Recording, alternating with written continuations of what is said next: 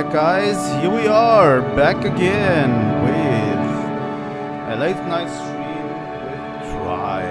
Welcome. Never done any of this. We are going to basically play a game until I basically am tired of it. We might also have alcohol involved, I don't know yet. We'll see about that. And yeah, this is a game that I chose for a specific reason. It is one of my childhood games, I would say. More adolescence, I would say, since it's an MMO. I've played this game for a long time. This was back in my youth when I played it first, and I've been playing it ever since, honestly. From time to time, I just go back to it and just enjoy the game, you know? This is a MMO. I'm going to give my reason why I'm going to play this. First off, I want to get back into it, and doing a let's play of it was always like something that I wanted to do. Along the lines, never turned out that I was like capable of doing it. Putting myself out there, obviously. But now that I have a live stream channel, I can actually play this game live for you guys. Second off, I don't have an overlay made for this. I'm going to make one in the future, but for now this was like a very ad hoc thing that I decided today. I literally had zero time to create an overlay for this game. So we don't have an overlay. I hope this works. I hope my feet don't just cave in or something, maybe. I hope all of this works just out fine. It should, theoretically. But also this is a new setup, by the way. I am literally boxed in. It feels like a command center in here. This is the first time I'm playing a game from my PC directly streamed to you. So let's hope that everything works out as planned. And yeah, I always thought Guild Wars in general, especially the first game, had a brilliant story that needs to be experienced, you know? And I think the game has so much to offer and so many classes to offer and all of that. And I've always enjoyed doing that. Hi Kisa, welcome to the stream. It's a very late one.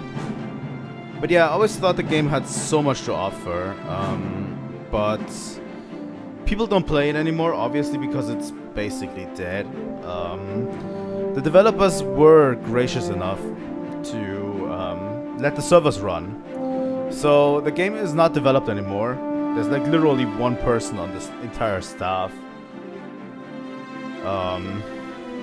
Yeah, there's literally one person on the staff on ArenaNet still maintaining the game. That's literally it. But they said that letting the servers run is like the cheapest option for them, literally. So they said they're just going to let them run. So you can still play the game. It is an MMO, so it's usually a multiplayer game. But they made some changes before they shut off service really for it that make it very playable in single player. And I'm going to show you these changes as well. We're going to experience the entire story. I have planned to make multiple characters that we play through. That would definitely just play through. But I think we're going to switch between streams. Kind of perspective switch between characters, you know? So we're going to create multiple characters with multiple different classes. So I can show you guys some of those classes, you know. And I really wanna emphasize the story because it's like something that I really enjoyed, that I never really get back to it, and I hope that I can like rekindle some of you guys stuff. You can still play it, by the way. The thing is, because this game is very old, you don't get discounts anymore. This is an MMO, but it doesn't have a subscription. It's a buy one-time model. So you buy the You buy the game with the expansion one time, you own it forever, you can play it forever, type of deal.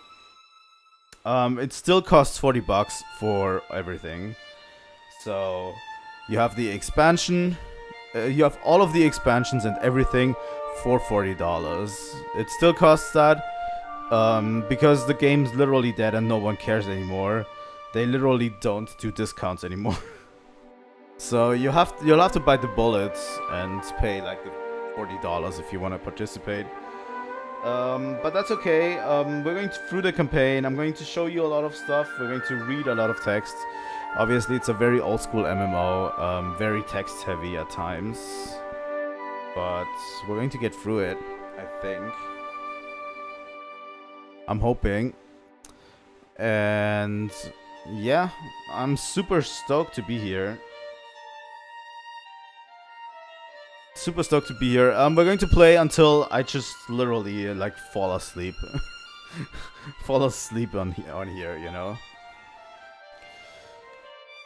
Like when it's time to go to bed. Maybe we'll stop at midnight or something. But yeah, I really wanted to do a late night stream for once. It's going to be interesting, you know. But yeah, I think we should rather than later jump into the game. But yeah, it's one of my favorite games for sure. Back in the day, you had two MMOs to choose from, really. Like you either played World of Warcraft or you played Guild Wars. There was no in between, really. Most people tended to play World of Warcraft, but I have always been a Guild Wars head, and we as a group in school were also, like, we had a full group in school that was all Guild Wars heads, you know. So it was a really, really nice experience, and I'm kind of missing that era. But I'll have to get something to drink first because it was a bad decision setting this up the way it is.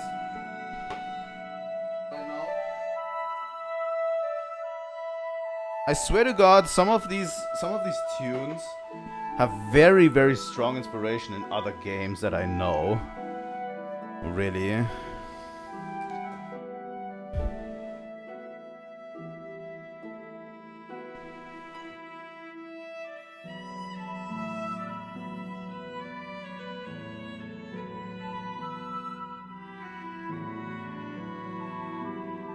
But yeah, back in the day, we used to play this game a lot with friends,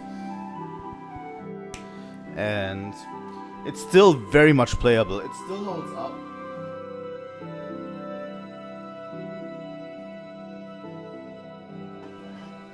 Like, one thing that I hear on the regular is that it's an old game, it doesn't hold up, etc.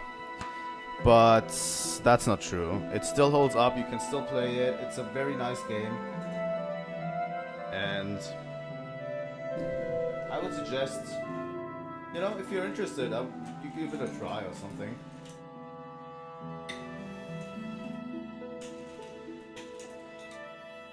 Alright.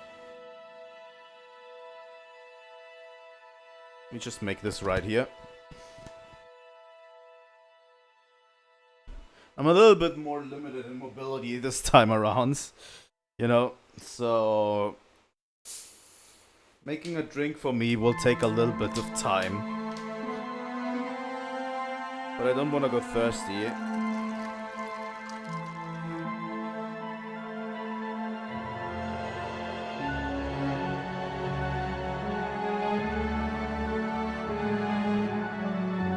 But yeah, this also starts off the era where we can play PC games on a PC. Because this setup that I'm using here, I can definitely just play PC games on if I ever want to. That's really nice about the setup. I'm going to move over to the game real quick.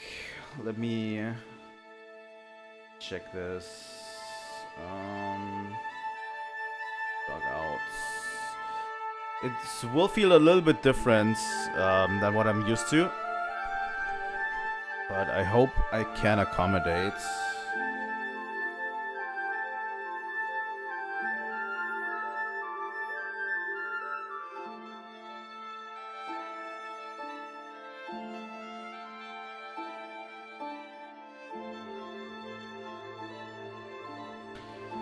Alright. Let's move over to the game, shall we? I'm swapping between two mouses. It's not very easy to get through. To wrap your head around. Alright. And I need to use this game capture. Here we go. Alright, I hope you can see it. I hope the text is big enough.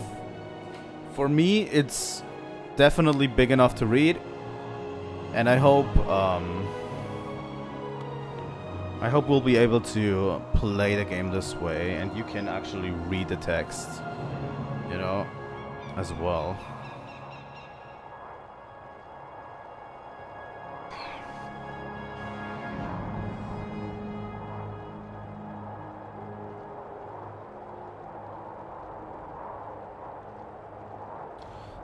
Alright, we are creating a new character.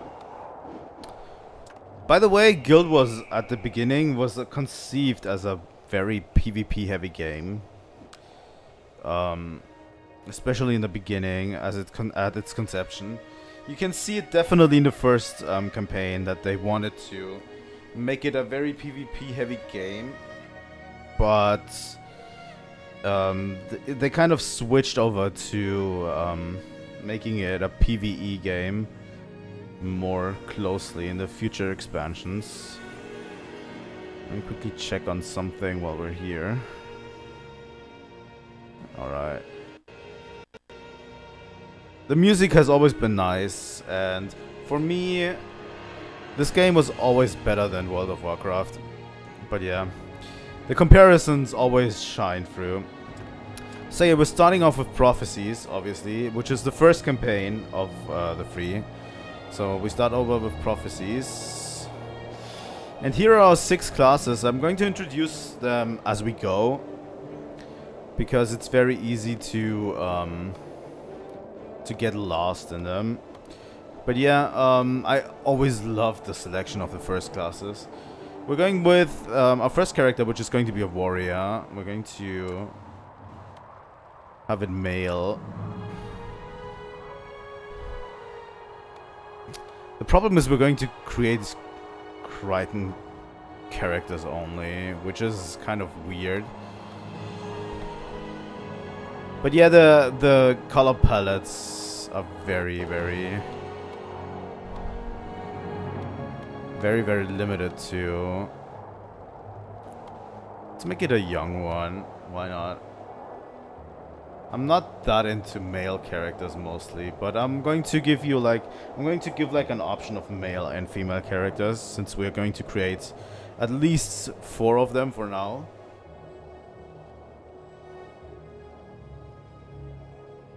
Later down the line, I want to play this game with 6 characters as we progress through the story, to give you the kind of a feel like you're traveling with a group of friends, you know? Like, all of these characters have a different point of view, they have different classes, and they're traveling as a group, is the feeling that I want to give you, you know?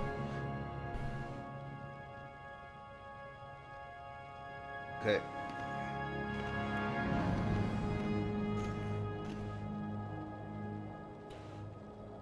Like, back in the day, we were like going through the game with a group of friends, and it was the most fun experience ever. Skin color. Well, let's keep it light-skinned for now. I don't know if I like his face. I think it's okay. What do we call our Crichton warrior? Also, what should his armor be? Red?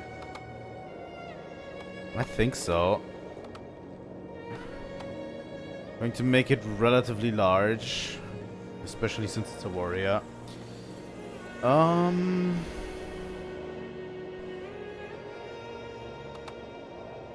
Yeah, not blue. I think blue doesn't fit very well.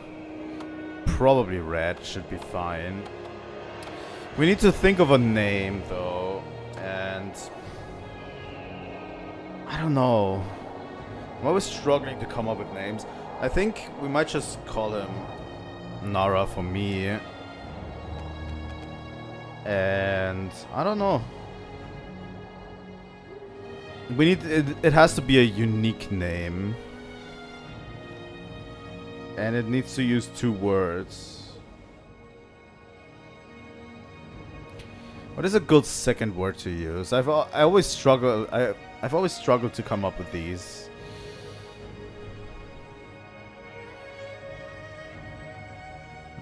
Giant Crusher?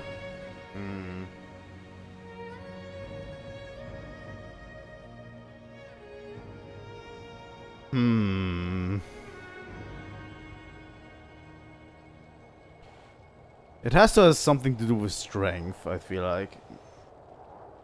But yeah, this is going to be, by the way, our main character. Like, this is the main focus of the story. Is going to be the warrior.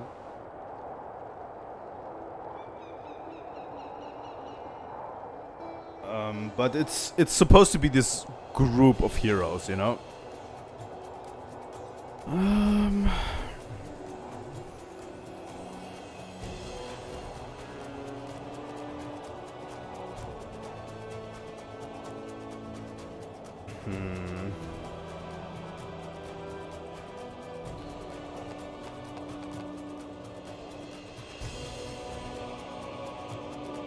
Skull Basher. It feels kind of edgy. Skull Basher feels kind of edgy. Kind of like it. This is going to be a fucking edgy game. Let's create the character. So yeah, I haven't fully downloaded the game in all of its maps, but the map downloads are very quick, usually.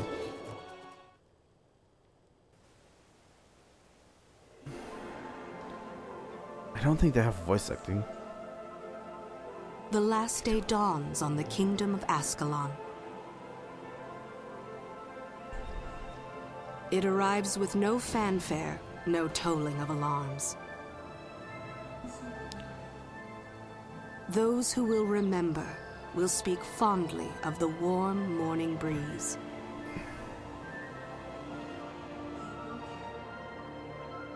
People carry on with their daily lives, unaware that in a short while, everything they have ever known will come to an end.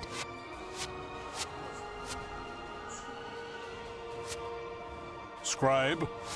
Yes, my lord. These Char are relentless, but we shall hold the wall at all costs. Yes, my lord. Take this message to Sir Titus. Go forth and recruit the strongest, the smartest. Bring to me the bravest in all of Ascalon. Find me the heroes who will lead our kingdom to glory. As you command, my king. And those are going to be our heroes.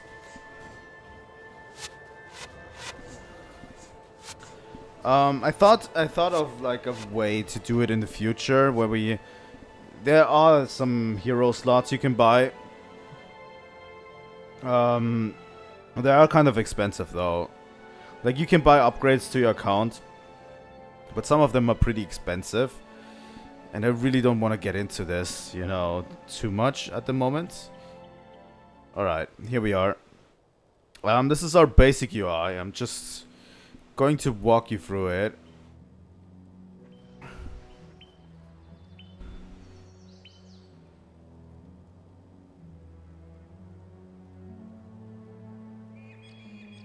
Is there anyone in the guilds? There have been people in my guild that have been online 2 weeks ago. Which is weird in my old guilds. By the way, this is my old guild. Shout out. No skill, pure luck. Guild tag noob.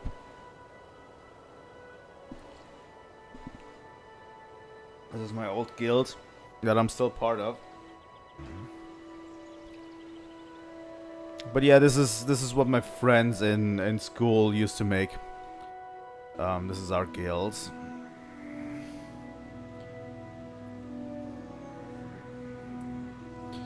Alright. But yeah, I'm going to explain my UI for a bit. The thing is, about the UI, if you go to options in the game, It's actually the first time I've seen that happen in any game. Is you can completely reset your UI to different parts of the screen, so you can rearrange your UI however you want in the game. This is the current one I'm using. So yeah, I have my. I'm going to explain it real quick for the uninitiated. At the bottom left, we have our compass, as usual, shows our map. We have a health bar, which is over here, which might be an interesting choice, but I want this to have always under the party formation, so I can look at it. This is our experience bar to the right here, which fills up, which gives us levels, obviously. Here we have our weapon slots. Then here we have our energy bar. It sort of doesn't align. That actually freaks me out. It should actually align pretty much with the skill bar. I have it above the skill bar because I want to at one point see my energy and my skills. You know, like I want to have them all in one place. Over here we have the effects monitor, which we will use later on. This is what you are affected by currently.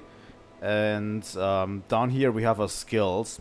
1 through 8, you have 8 skills at all times. This is the maximum amount of skills you have. And they don't change throughout the game. You know, at all. I hope the UI is readable. I can still enlarge it if I want, but that would actually make it harder for me to read it.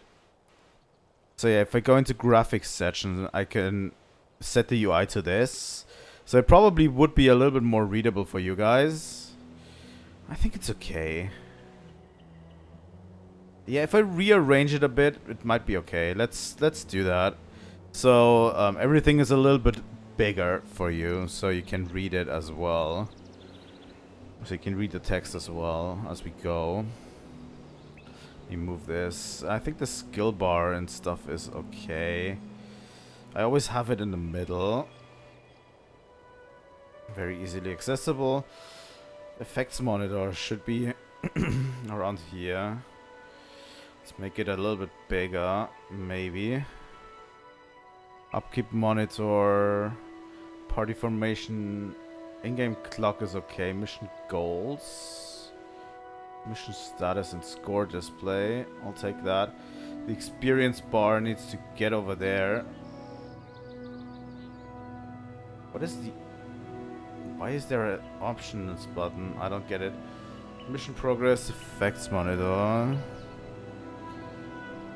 Chat window. Can move a bit up. The dialogue windows and the damage monitors shouldn't overlap, hopefully.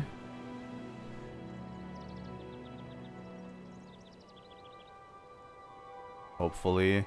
Target display seems okay. Hints.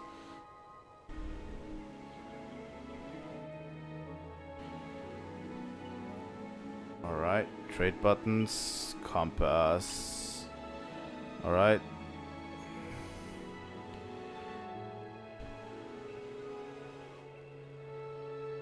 Alright. Okay, now that I've rearranged it, we can actually start on our journey.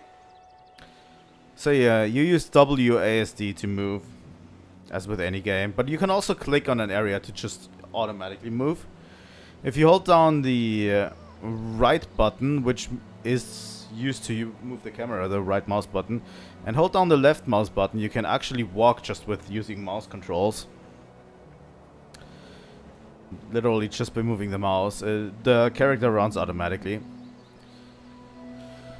Excuse me, you're Sir Nara Skullbasher, are you? I think Sir Titus was looking for you. He said he had some good news for you. Nice. A message from a friend. But yeah, we are a warrior level 1. There's also like a lot of MMO stuff you need to be aware of. Like I, literally saying, literally the letter I on the keyboard opens your inventory. This is our inventory. We have our equipment ready, and there's a backpack. Obviously, L opens up the quest log, where we can see all of our quests. K is our skill menu, which we don't have yet. So yeah, attributes and skills, we're going to go into that later. G is for guilds, H is for hero. These are like bonus points we have, faction points. These are our titles we can have. Some of these titles can be earned through really, really difficult stuff in the game. It was always like a big thing for everyone. There's actually quite a lot of people here, I have to say, in Ascalon. Huh. These are all players, by the way. The game still has a bit of a renaissance recently, but I didn't think it would be that much, honestly. Huh. That's good. That's good to know. Sir Titus. There you are, my friend. I'm glad you're here. I've news that I think you'll appreciate. I've been looking for you everywhere in our Skullwasher. The king has ordered a new offensive against the Char. This is your chance for glory and adventure, but you'll need to know more about the craft before going north of the wall. Tell you what, travel to the southwest gate, which will take you to Lakeside County. I'll have Van the Warrior waiting for you outside. He can show you a trick or two. So yeah, Prophecies is very forgiving because it teaches you the ropes as a beginner very quickly. Which I kinda like. Factions and Nightfall are more for the advanced players anyway.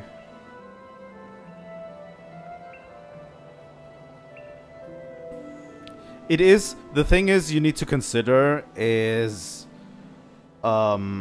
this game is dead. Like the development team doesn't develop anything anymore for this game. This game has been the same way for over 10 years already. Even longer than 10 years. I think Guild Wars 2 came out in 11. Like, there is a second game around. You know? There's a second game, Guild Wars 2, and that one is still running, and everyone's still playing it. At least a few people are.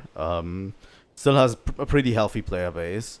So the devs moved on to the next game, Guild Wars 2, while this game was basically abandoned. They just left the servers running. And it's a very, very old game.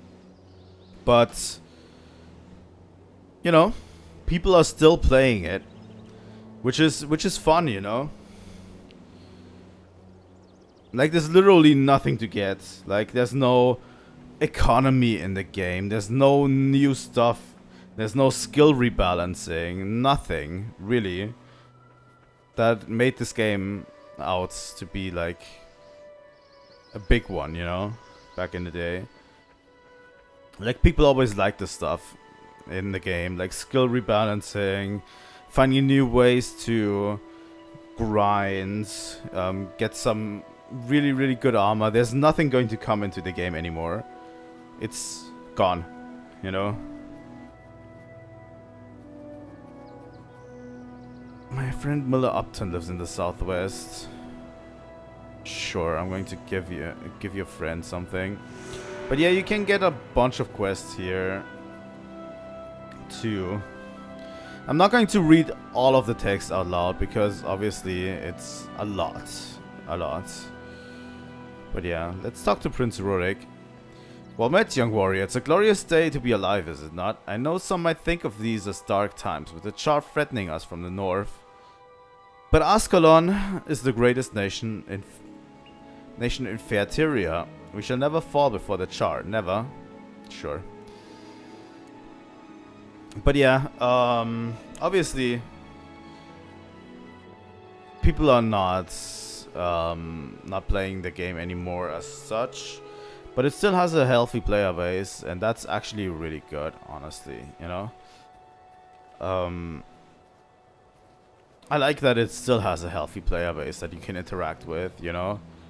There's still all sorts of people here. Just chilling out with friends and playing the game. Which I didn't think would be a thing that happens, you know? Anymore. Since the game's been dead. Alright, Fan the Warrior. Tell me. Alright, I was asked to see if you learned what it means to be a warrior. Yeah, thank you. God damn it. You've heard the stories, no doubt. Warriors are impossible to kill.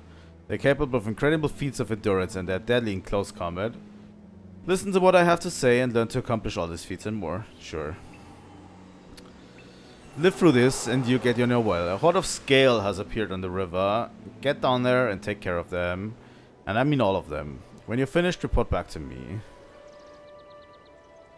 Alright. I think we're coming with a few items. Oh, we only have a hammer at this point. So if we go to our skills menu, we should actually have...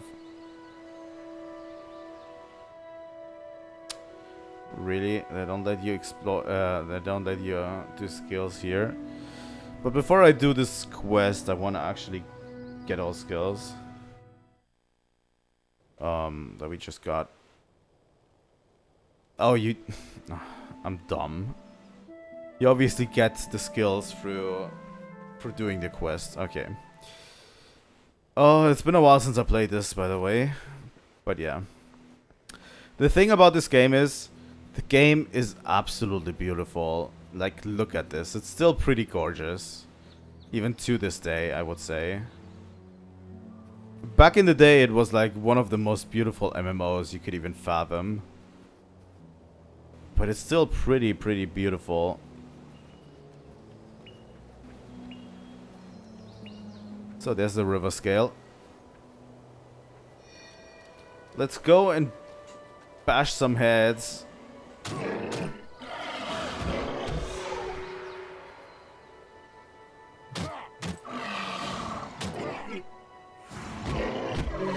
It kind of works on Xenoblade rules, by the way. You have an auto attack.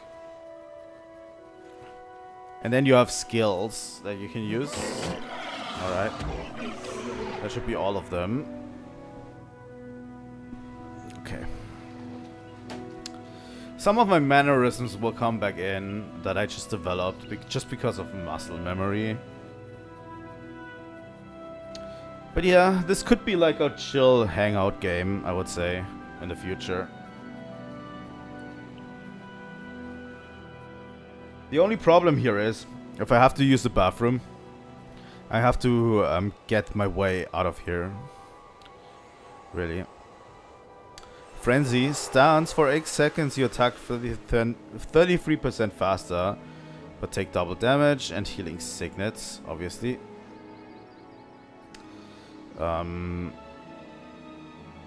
82 health while casting. There's a lot of intricacies on this game. You're the warrior Sir Titus was telling me about, are you? Well, I imagine he's right that you've got potential, but potential won't save you from a char firestorm.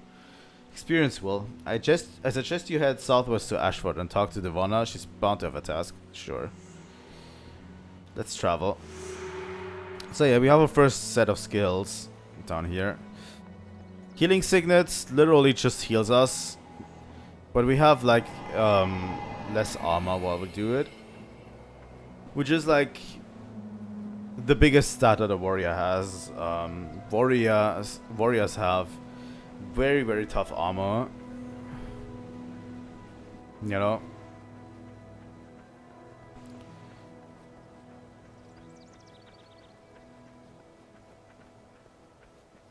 Alright. But yeah, a lot of this is going to be travel times. We're going to do a lot of the missions, and I'm probably going to cut out some travel times in between missions, if I can. But yeah, well, this is just a chill experience, as usual. Let's pick up this red iris flower. I don't know what it's used for. It might be a quest or something. Also...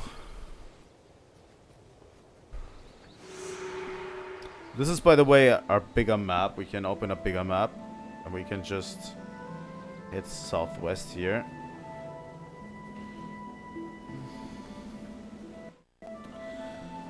But yeah, Prophecies is very much an introduction. The first campaign is just very much an introduction to the world, to the characters. At the beginning. There he is. Miller Upton.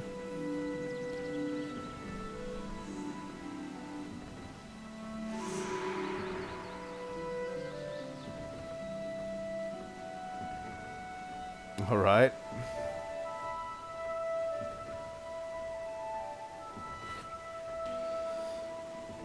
Let's get over there and lure the bees away. It's very, very quest of the day, I would say.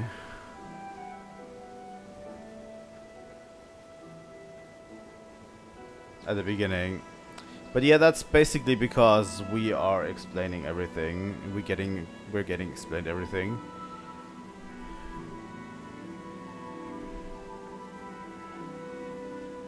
All right.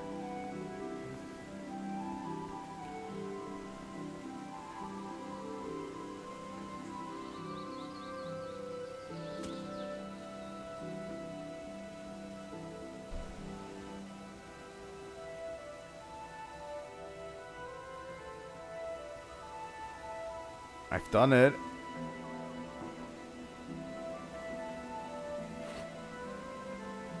Oh.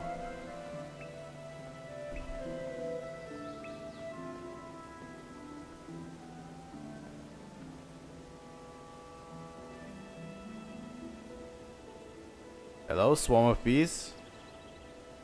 Are you coming with?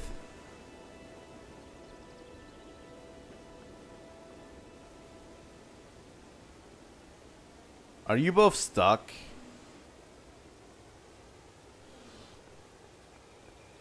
All right.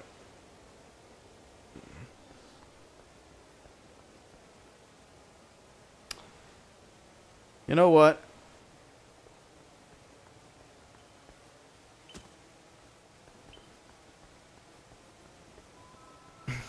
Forget this quest.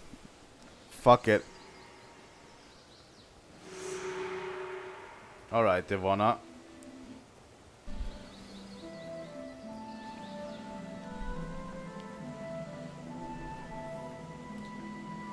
I'm glad you've come. I can't seem to shake the feeling that there's trouble on the horizon, and I'd be glad to have your help if and when it arrives.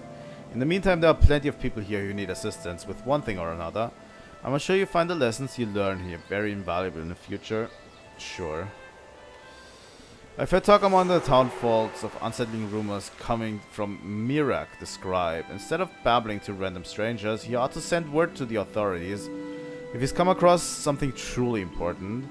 But I'm sure he's too engrossed in his books to think of anything practical like that. My duties in town keep me from looking into this matter myself, but if I could go into Ashford Abbey to the north and ask him about it, sure. Let's do. But yeah, these are very, very, very like light quests that they just want you to ease into, you know?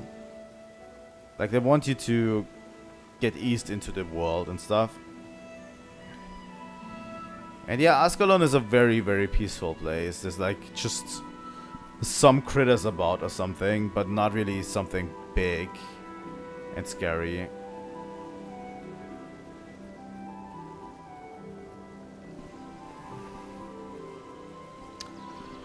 But yeah, we'll go through it. We're going to create the other characters on stream, by the way, too.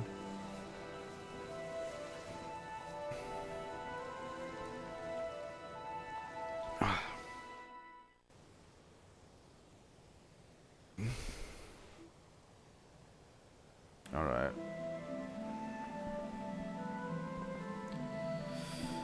I leave the delving into dungeons to others. To my mind, uncovering the secrets of an ancient text is excitement enough. How may I help you?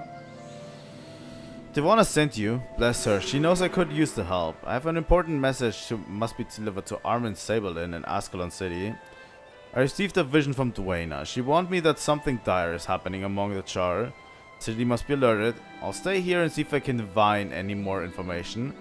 In the meantime, consult your map to Lakeside County. Yeah, okay. It's important that this message be delivered.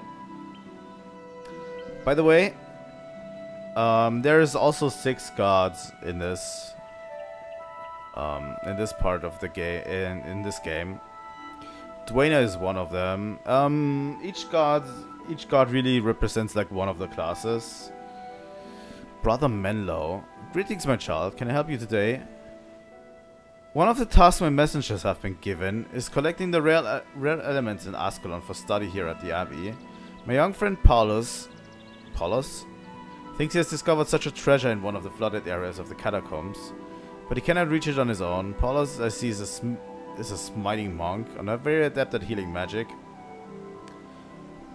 I will grant you a simple healing spell. Meet Paulus inside. Oh, show me a healing spell, please.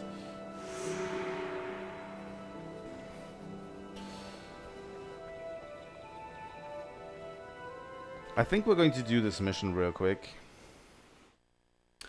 But yeah, you can get spells from other classes too.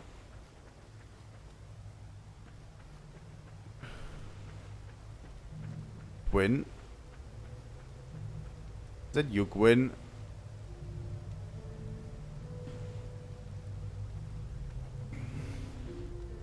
But yeah, I'm going to try to highlight some of these quests that are important. There we go.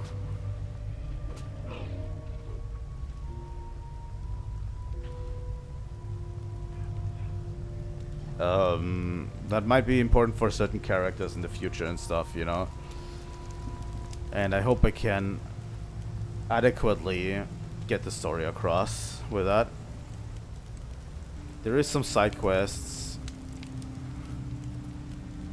that are very good. Very, very good.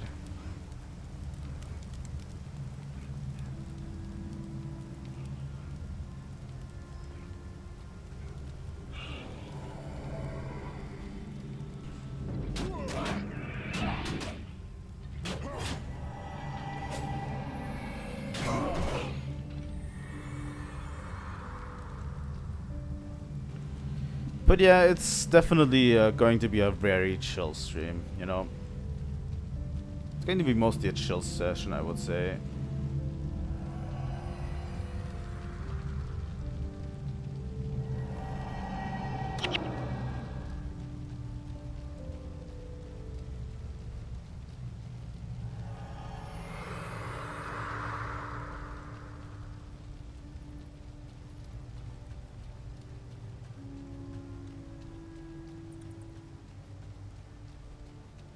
No, I'm not ready. I'm still healing myself.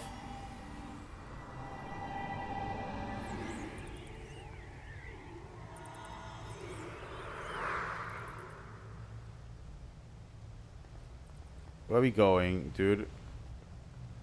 Oh, I think you have the artifact, right? Alright. Just need to hop back.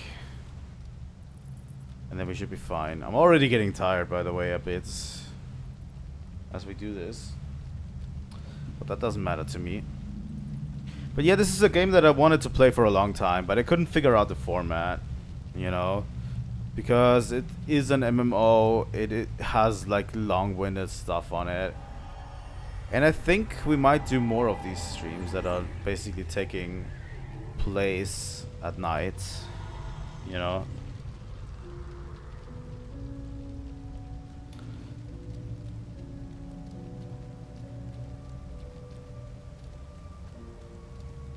In the future, and we just play some Guild Wars.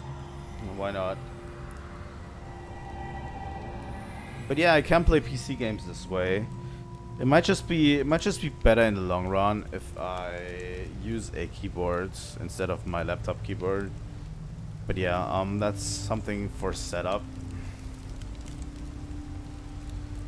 that we might want to use.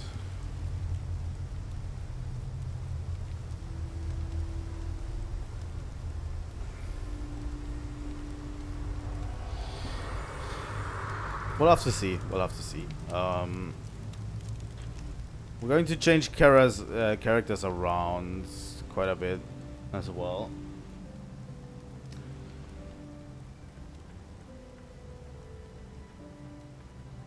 By the way, this game has a level cap.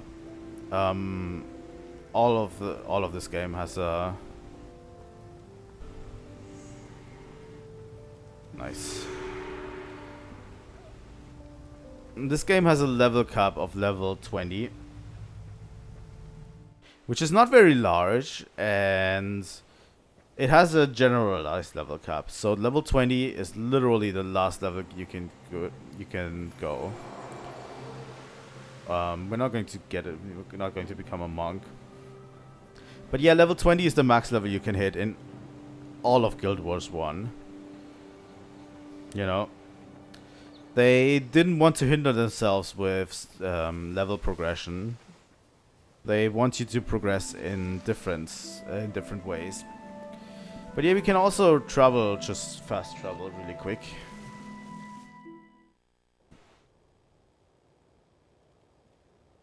So yeah, we're going to progress in different ways, but not levels. Once we hit level 20, which is the cap. Where are we going? It was arm and saber learn, right? You can also equip the sword here.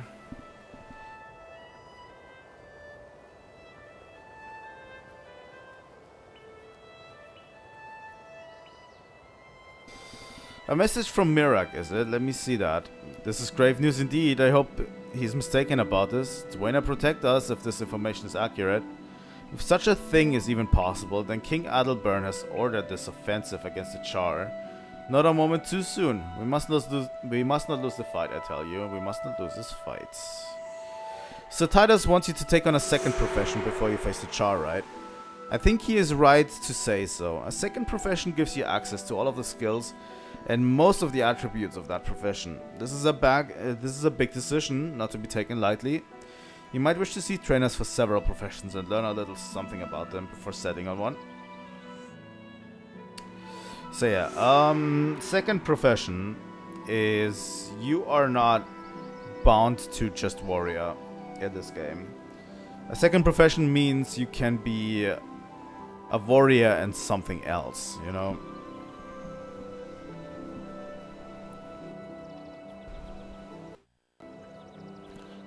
So what that means is I can choose a secondary profession that will give me the skills of that profession. And, you know, that is the way you build your character in this game. You have access to two different professions that do two very different things, and you're searching for synergies between the two professions to build your characters, you know? If you wish to advance your skill as a warrior, you should study under War Master Grass in Green Hills County. If you follow the road northwest of town. Okay.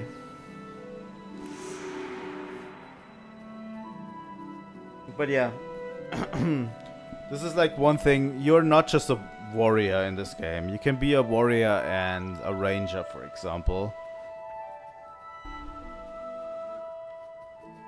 If you want to. And that's like one of the bigger things. I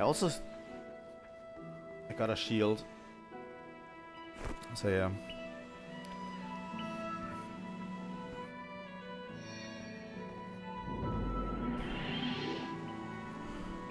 Fuck you, Bandit Firestarter.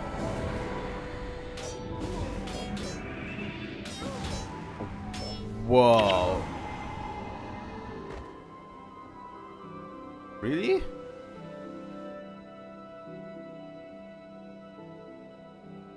I'm still level 1, so Lina the healer.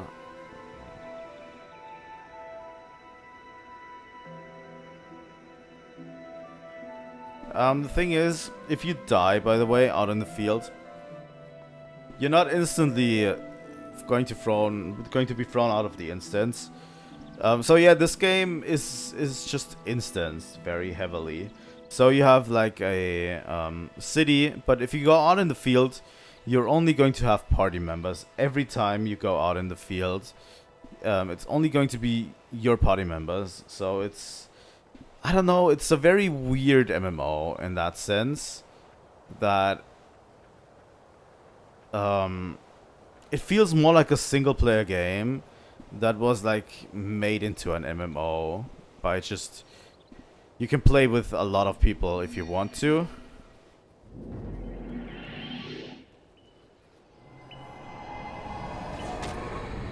You know.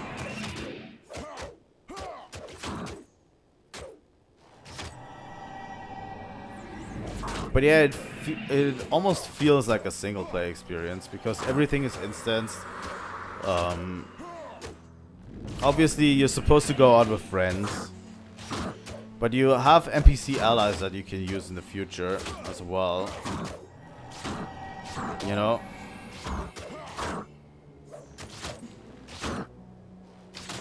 Yeah, I don't want that.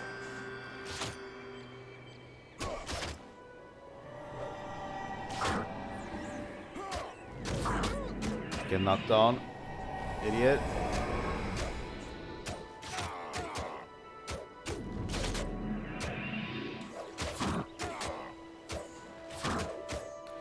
But yeah, it's a heavily instance game, so you have so you're always out there with your party normally, you know.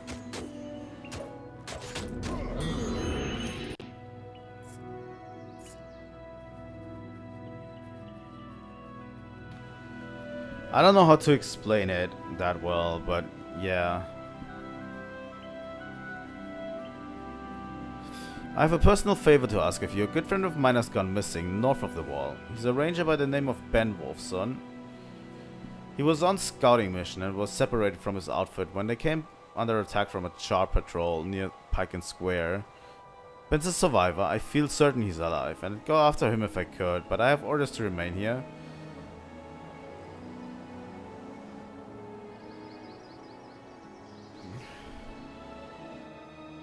Yeah, we can't do that yet. I think you have to have a second player around to do that. Pretty sure.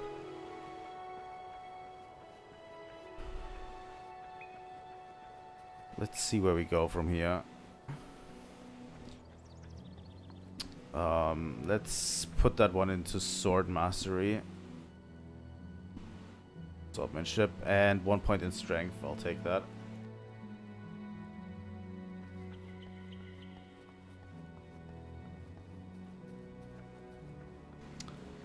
But yeah, you can navigate enemies pretty well in this game, I have to say. But yeah, I'm already thinking we're going to go warrior and ranger in this one. But I'll have to see. Really. How we get there. War Master Grasped. Well, you've passed the first warrior's test, but that's not exactly a great measure of skill, is it? I'll be teaching you a few more advanced techniques, and then you might want to go see if you can find trainers. Trouble on the road. A group of Grawl invaders have cramped up not far from here. I've been harassing travelers. If you'd like to teach... Yes. These creatures must be taught a lesson. Statue of Balthasar. I always love these statues of the gods, really. Alright. Let's continue.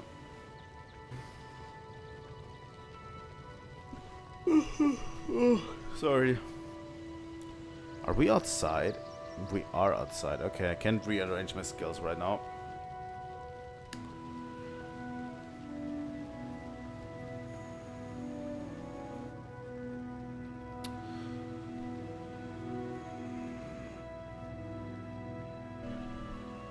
I'm going to do very simple classes for the first few outings in the game.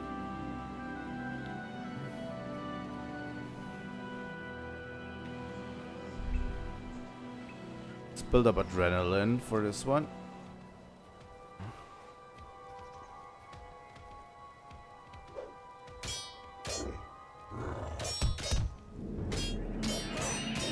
Okay, there are literally the worst enemies to fight because they're immune to bleed.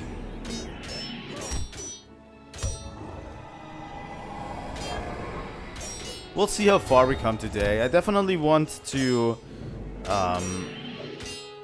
do the tutorial with every character that we can get.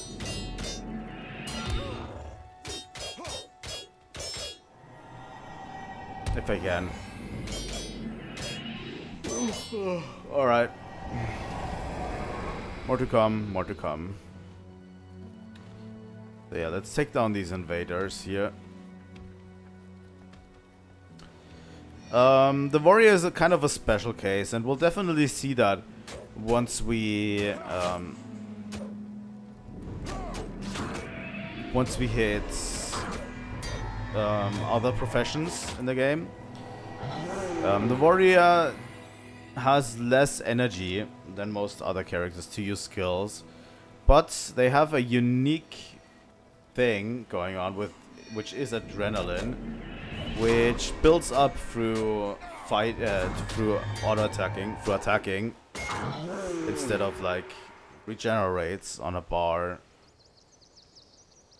So yeah, these adrenaline attacks are very, very useful because you have very, very little energy to work with in general as a warrior. So yeah. Another Grawl invader. I don't know if this is the one I need to be attacking. This seems a little far away. But, oh well.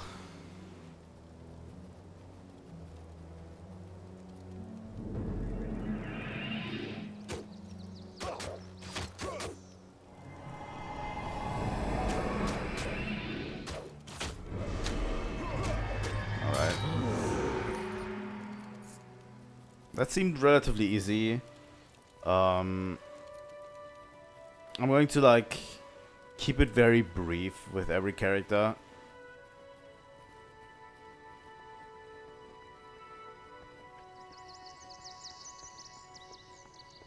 Alright.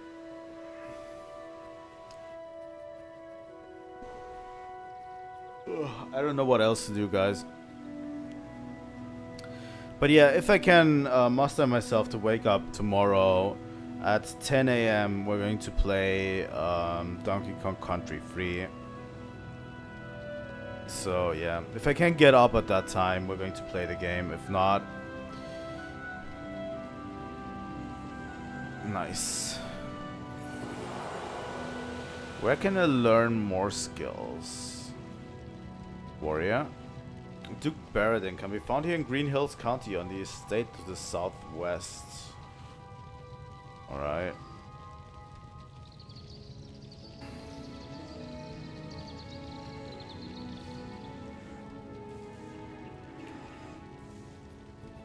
I don't know if we should move on.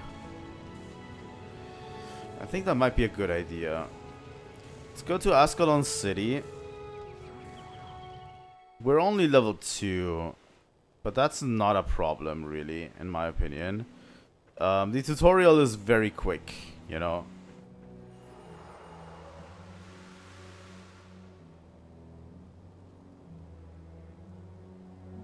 Let's talk to Am and Saberlin. We're going to meet the other trainers as well.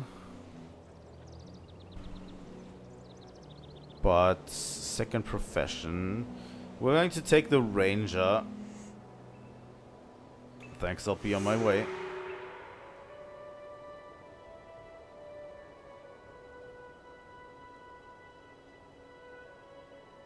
Oh, I need to train at least once with this profession. But yeah, we'll learn about the other professions with the other characters too, as we play.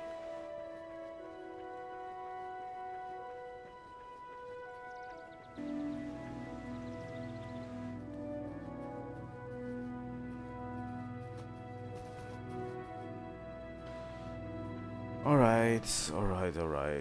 Where do we go? All the way down here, huh?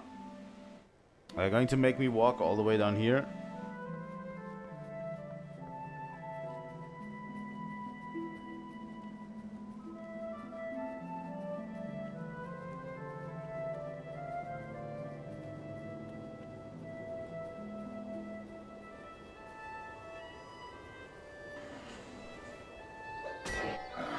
It's also a very, very calm and relaxing atmosphere so far. It will become less calm once we hit the missions. Really.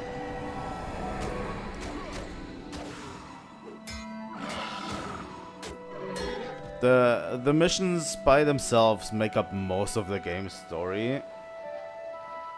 And yeah, we're going to come across them relatively often.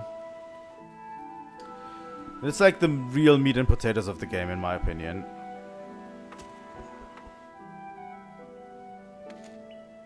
In my opinion.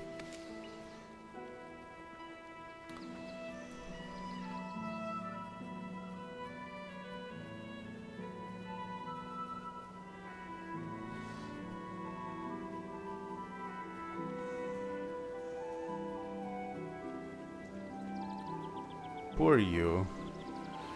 You look like a sturdy warrior. I've tasked my man Fatten here with retrieving devourer eggs from the cave over yonder.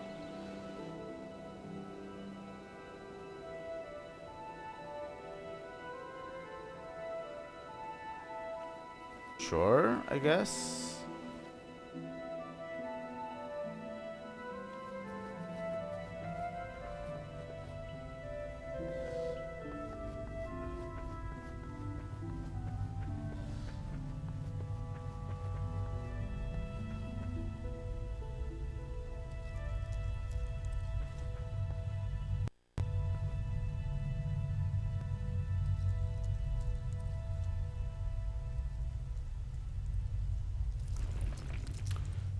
Let's go grab some more eggs.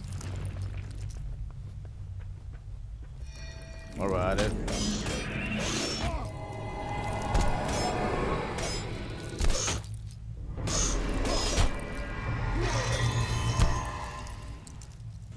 But yeah, we might play this game a lot more. I don't know yet. But I wanna keep this like chill, you know.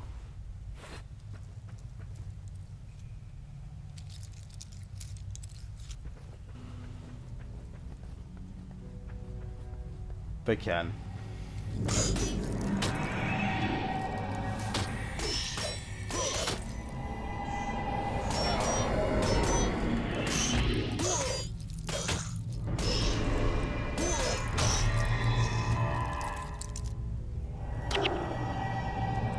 All right.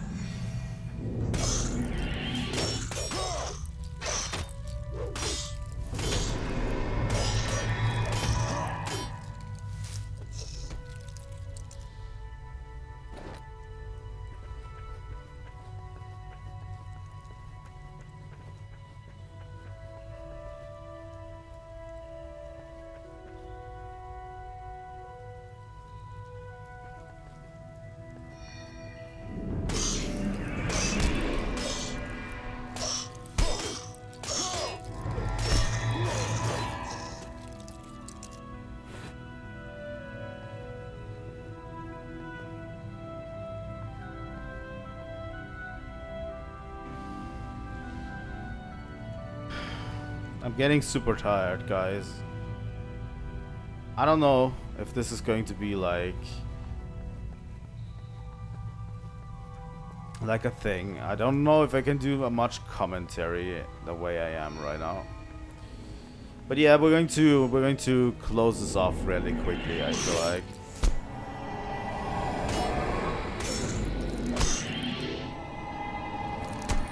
There's a certain point I want to get to.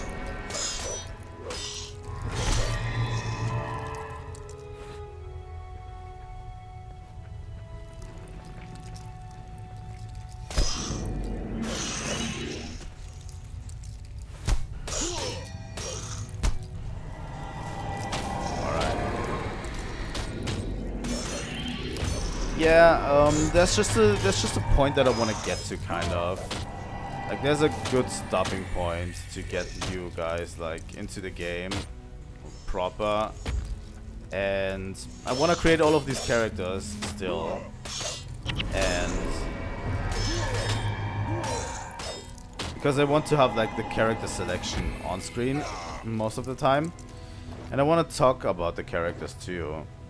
About the different professions and stuff.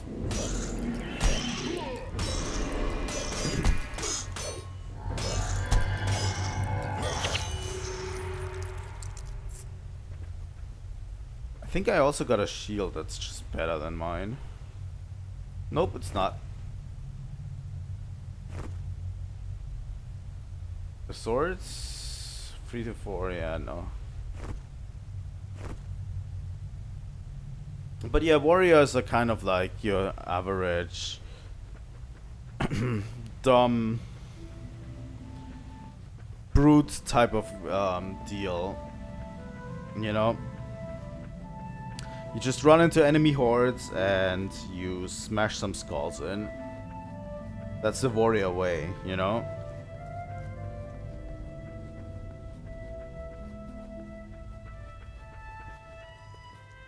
I mean, sure. I need to have the other quests with the second profession open. Yeah, we need to get there. But yeah, I'm going to check into the other professions because there's some really interesting ones, you know. And some of my favorites.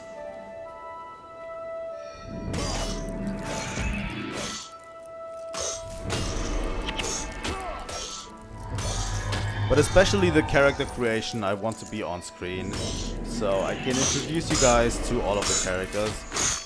And we'll definitely continue this game at a different time. But yeah, I don't want to put it into the rotation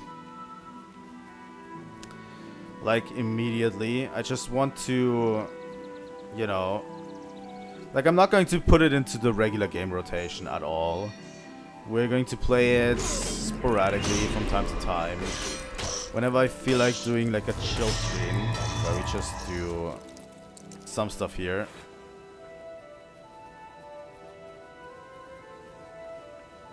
A Regent Valley.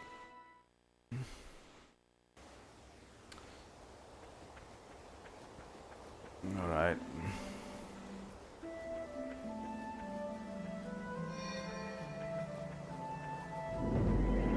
But yeah, if I can get you interested, it is a very good game. If you want to get an MMO that's more like a single player game, then you're feeling right at home here.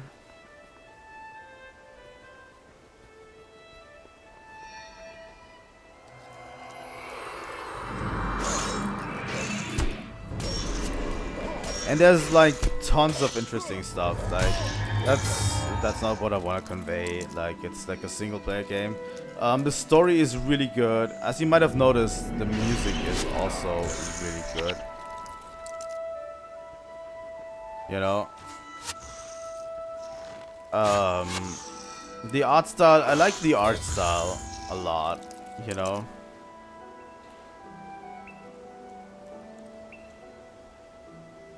It is beautiful for an MMO. And it has tons of really good stuff in it. One of the great joys of a ranger's life is earning the trust of an animal companion. If you're interested, I'll give you a skill. I'm willing. Alright, here we go. So yeah, if I want to Shrine of Melandro statue along the... But yeah, with as a ranger, we can have an animal companion. And I'll show you how to do it, really. We'll probably not use our animal companion at all as a warrior. We'll spend some more attribute points.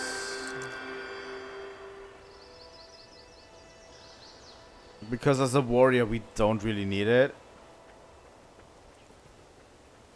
But there is some really nice... Sorry.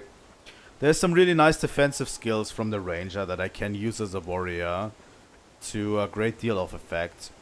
It's a pretty natural choice for a warrior, you know, as a secondary profession. Because ranger has some tools that make it like really, really good in physical combat.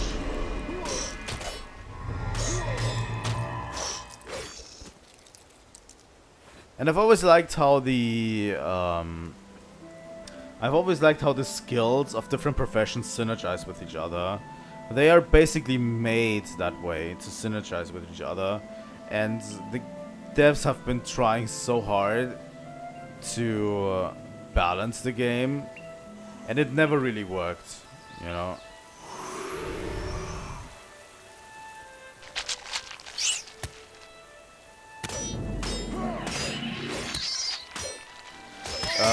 The game was always relatively busted. There was always like a few skills that were just outright broken. And they never really achieved like true balance in the game, which is kind of funny, you know. Let's charm you.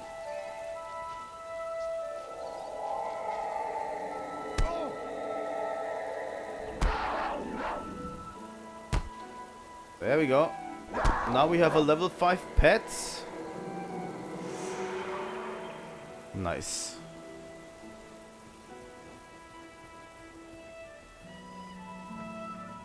But yeah, now we have a pet with us, which we probably won't use.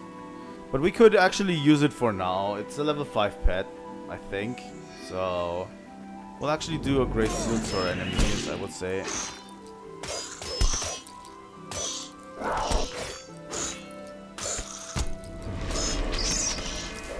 There's also some like pet specific skills that you can use. Like for example, the comfort animal skill, which helps you heal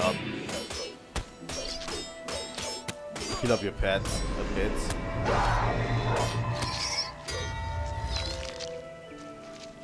There's also, at least I've seen some really strong builds that center around upgrading your pet to a point where the pet becomes a menace instead of you.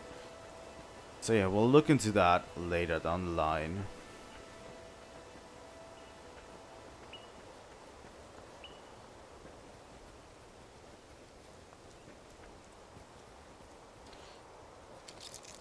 But yeah, this game's been sad that this game died, honestly. They had a whole new campaign planned for the game too, by the way. Yes, I'm ready to become a ranger. So yeah, now it's official. We are warrior ranger. It literally says on here, you cannot make this decision irreversible, but there is ways later down the line to change your profession. You know, to change your secondary profession. So we can change our secondary profession later down the line, but we're stuck with it for now.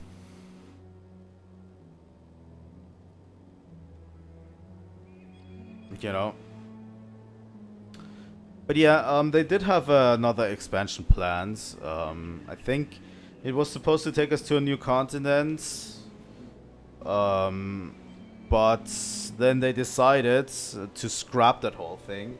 And they created Guild Wars 2 instead. They made a whole new game. They decided to scrap the expansion for the first game.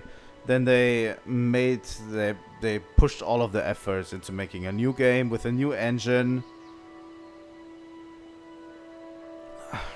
that is like running on new tech and stuff. That is a little bit more flexible than this one. I have a feeling like the devs were very weighed down by how inflexible the system can be, you know, because the maps are really just made for walking around. You cannot just implement a simple jump into the game, because you can't jump. In this game, you just cannot jump at all.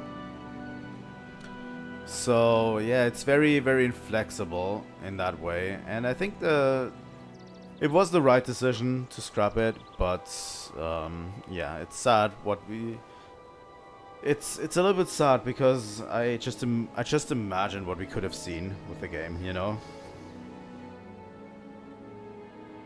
when it came out.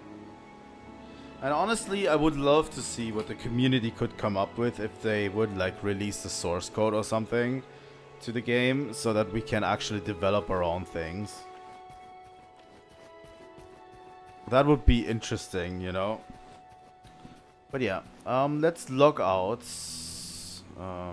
Very quick. Log out to my character select. So yeah, this is our new warrior. Let's create a second character, shall we? Role-playing character. In Prophecies. Let's go down with the list as Ranger. I'm gonna quickly check.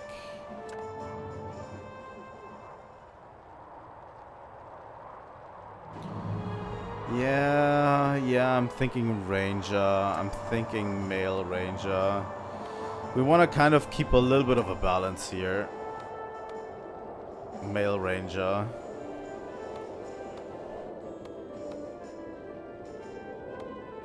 Although, fuck it. Why not?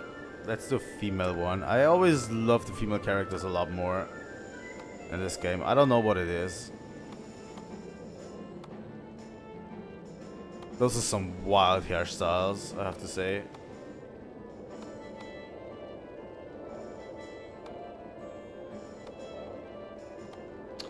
I mean, this one kind of fits, I would say. Let's make the hair color something brighter. Kind of looks like an elf in this place.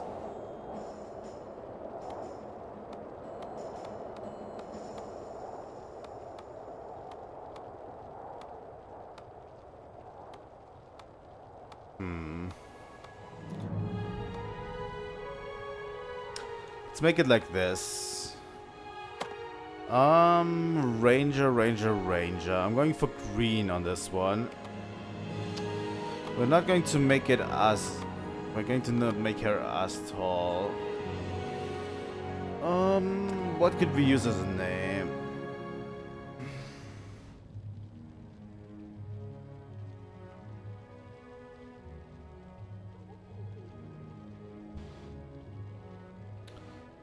I'm just going to go back to whatever I know.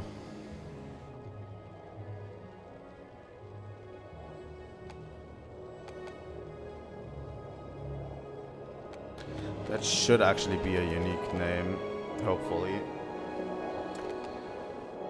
I'll think of something. We can skip the intro.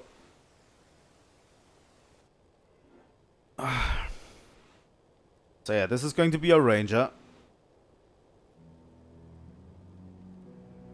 We're going to play a bit of the intro, but not too much, because I'm going to do a cut after this stream, and we're going to get to a certain point in the story with the warrior where we can stop, and then everyone will magically, at the next time we're playing this game, will be leveled to this place, or at least be brought to this place, you know?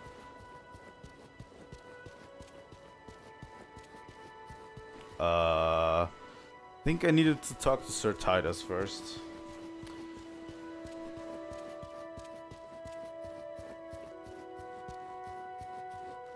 But yeah, I just want to like show off some of the skills of a ranger and stuff while we're at it.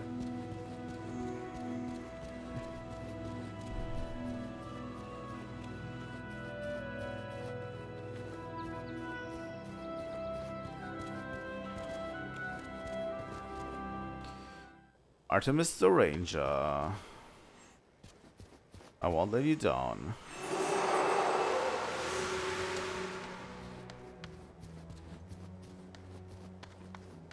But yeah, as you see, as a ranger, we have our main weapon as a bow. And we are shooting things from afar.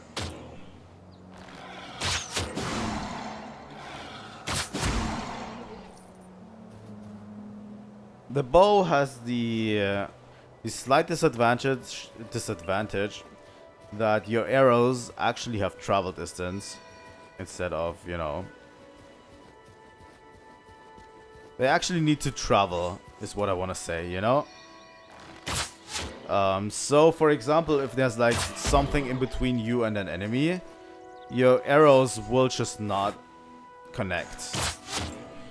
You'll see that with other classes, that's not a problem at all.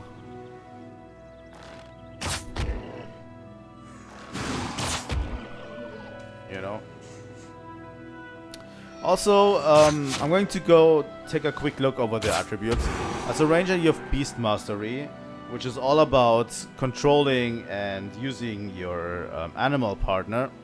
Expertise is the main one that you need. It decreases the energy cost of the attacks. And ranger skills. Wilderness survival is all about survival, like traps, what is it, rituals, preparations, like all of those like gadgety type of deals. And marksmanship is all about skills that improve your bow mastery. So yeah, these are the attributes that we can like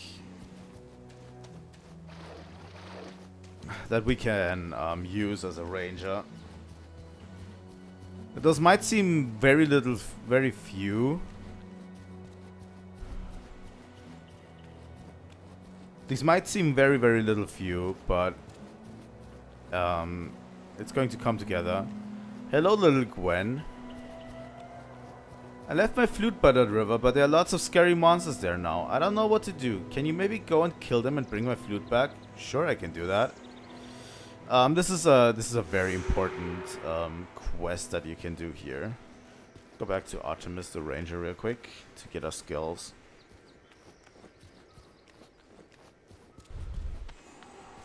All right.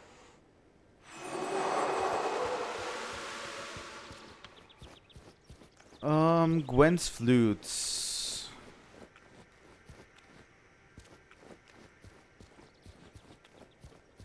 She sat down by the river, right?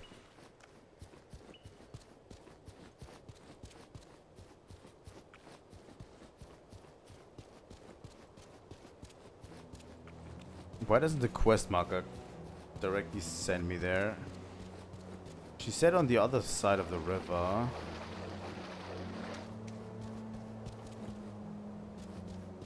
But yeah, Gwen is a very important character. And you'll see why in the future. But yeah, we also cannot swim. We cannot jump, we cannot swim. I think that was one of the main criticisms that people had about it, which I don't get. You just cannot jump and swim, that's all, you know? Because that's literally things that World of Warcraft had, you know? Like jumping and swimming. So people ripped into this game for it.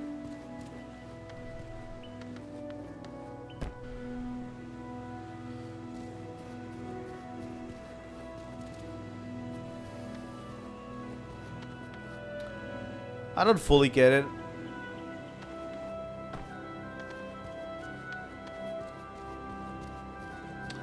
She said on the other side of the river. But I didn't see the flute anywhere, Gwen. Where is it?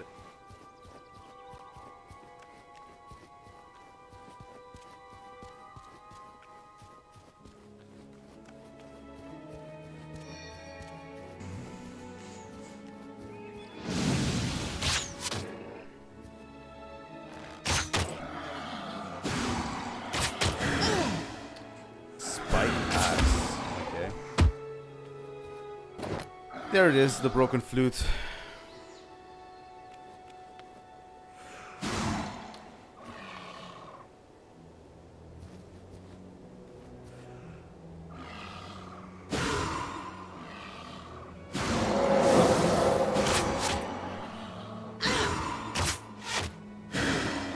I've always loved these animations quite a bit.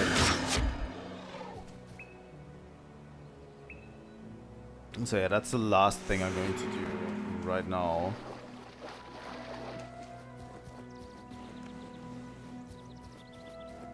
It is pretty draining to sit like this, I have a feeling. But whatever.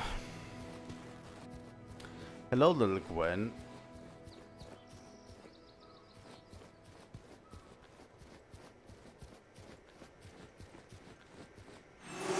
Now I'm going to have to get a new one. Can I follow you? Yes, you may follow me.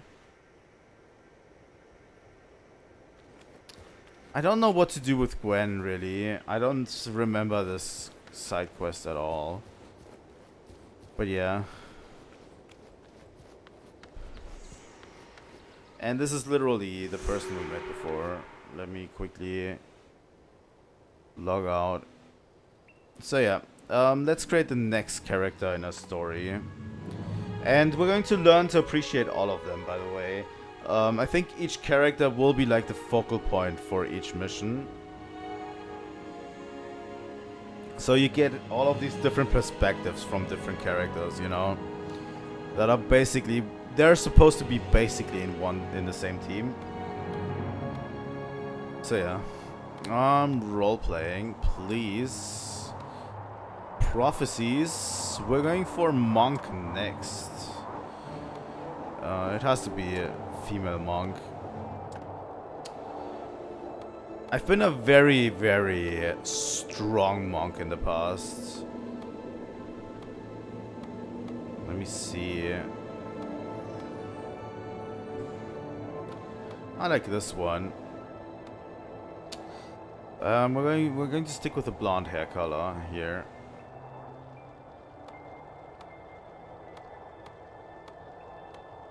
I've actually been quite the professional monk in the past, I have to say.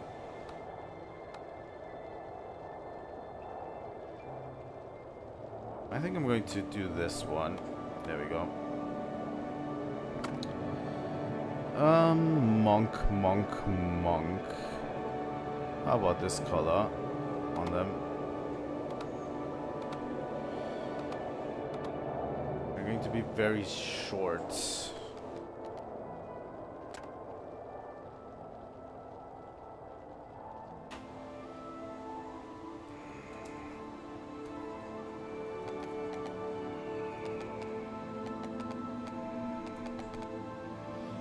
Alright. Skip. Alright. The monk. The monk. What can I say about the monk? The monk is a very, very interesting profession if you decide to pick it up. It is a very, very interesting profession. We're starting with the Holy Rod.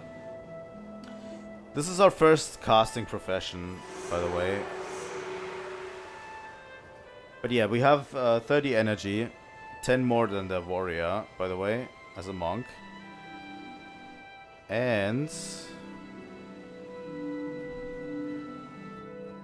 also look at that monk dance.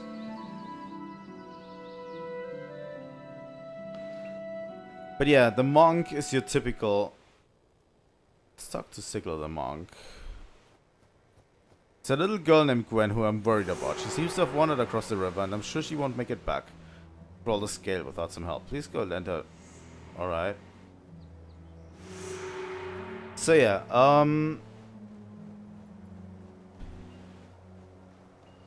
the monk is your typical healer class. It has the big skill is Divine Favor here. For every rank in Divine Favor, allies are healed for 3.2 times more, 3.2 points more whenever I cast a monk spell on them. And a lot of monk skills become more effective. Then we have healing prayers, which are your basic healing, basically healing skills. Smiting prayers, which is your damaging moves. There are quite a few strong smiting builds as monks too. So you can also be a damage dealer if you want to with smiting prayers. And protection prayers, which are based on avoiding damage instead of healing it. These are skills that give allies protections in order to like not to avoid damage and stuff. I think that's how I'm going to put it. But yeah, we're not going to see a lot right now. A lot of these early game skills are very basic. But we're going to see like full on like battles. And back in the day I have been like a very strong healer as well, you know. This is like my biggest thing that I've been doing in the past. Healers are always very rare in games like these. In MMOs, healers are always asked, you know, like you always want to be a healer.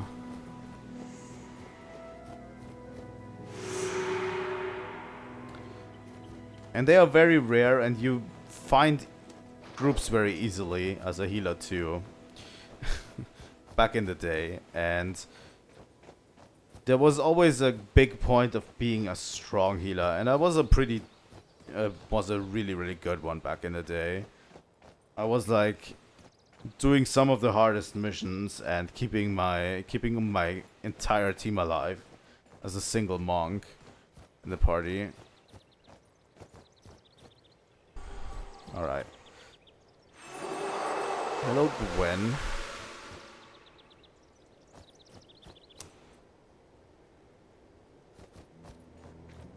So yeah, these are healing spells that we have. So we can cast it on ourselves. We gain +4 health regeneration for 15 seconds. Is that one? And these are the basic healing spells that we can get, you know.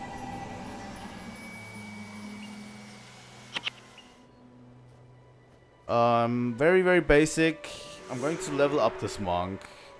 And we're going to see in the future... God fucking damn it. We're going to see a lot more from her in the future.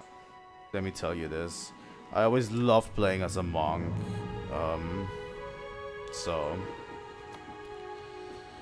Role-playing character. Next profession.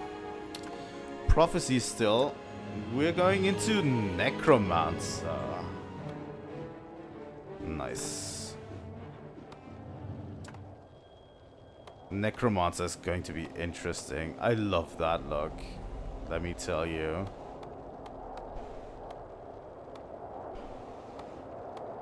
Oh, those are some crazy colors. Oh, I like the green one. That's definitely going to come around.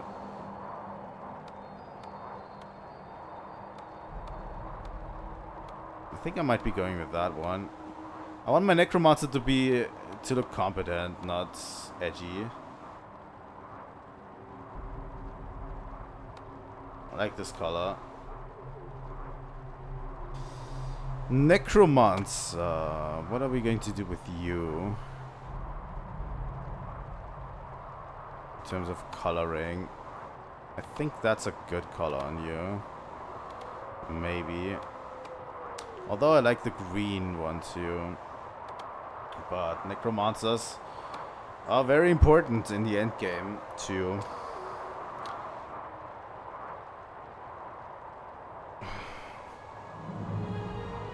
What am I going to call her?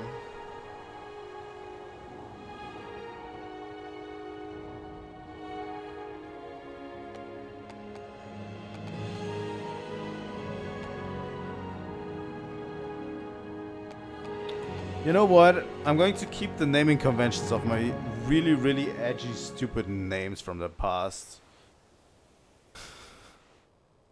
Alright, necromancers.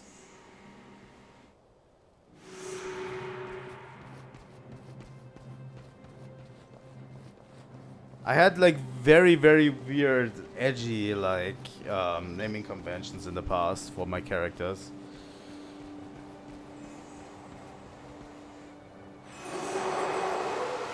Alright.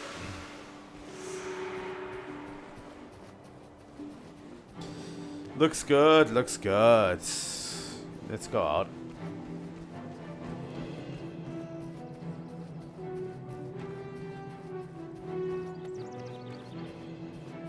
Let's see what the necromancer is all about. Verata, the necromancer. Come closer. Look Verata in the eye. Yes, now. You learn the true power of the dark. Whether animating the dead, siphoning the life energy of others, or using curses to confound your foes. As a necromancer, it is you who will turn the tide of battle at a decisive moment. This I shall show you firsthand. There's a reason why I voiced this character, by the way. Verata is like a very important guy in the lore of Guild Wars.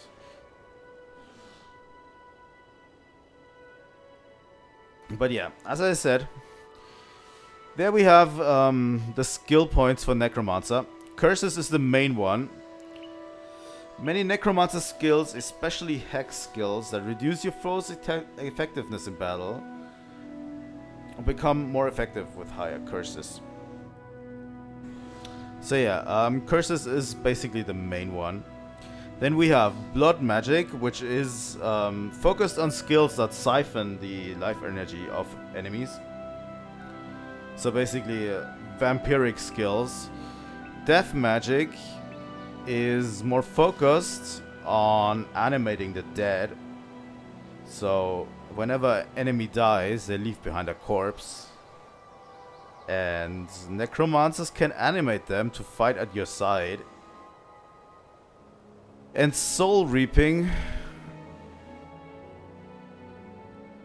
Oh, Soul Reaping is the God damn it. Soul Reaping is the main one. Sorry, I got them mixed up. You gain 1 energy whenever a non-spirit creature near you dies. So yeah, for Soul Reaping, you get like energy back when people die, when creatures die near you, which is interesting. So curses are like specific skills that target your enemy and make them like, and they're going to try to inconvenience them. Let's just say it like this, you know. That's what curses is about.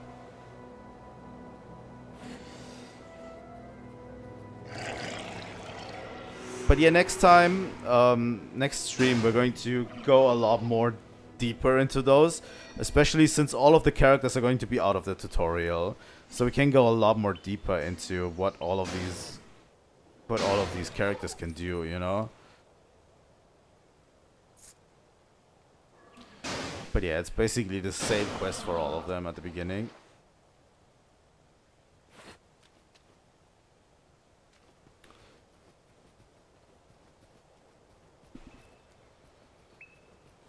Also, all spellcaster classes in this game have very, very low armor values. Fantastic. Raising a bone minion, isn't it? There's nothing quite like controlling the undead. You'll need to see another trainer before you learn a trick like that, but I will give you a couple of skills so that you can begin your training to become a true necromancer. I'll back into the city and inform Titus that you passed. So yeah, for example, we have Vampiric Gaze, which steals up to 18 health from a target foe. And Deathly Swarm flies out slowly and strikes for 30 cold damage into the area. So this is an AoE move. Nice. As you can see.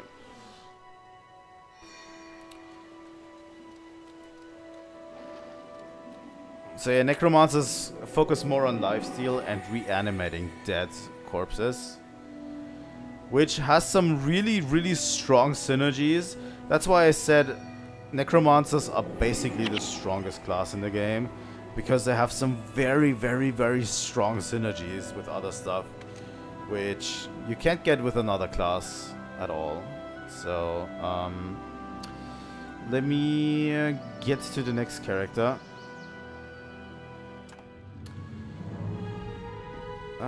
Let's create a role-playing character. Prophecies. The Mesmer. Mesmer, female.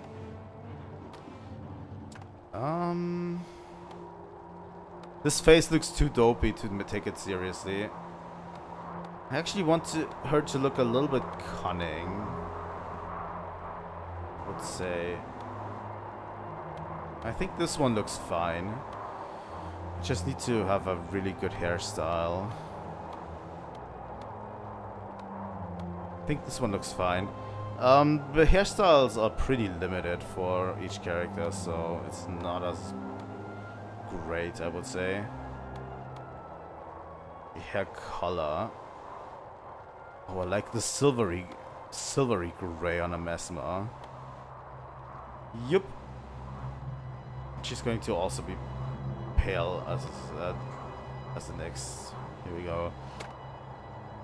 And purple. Obviously. Mesmer is my second favorite class, I would say.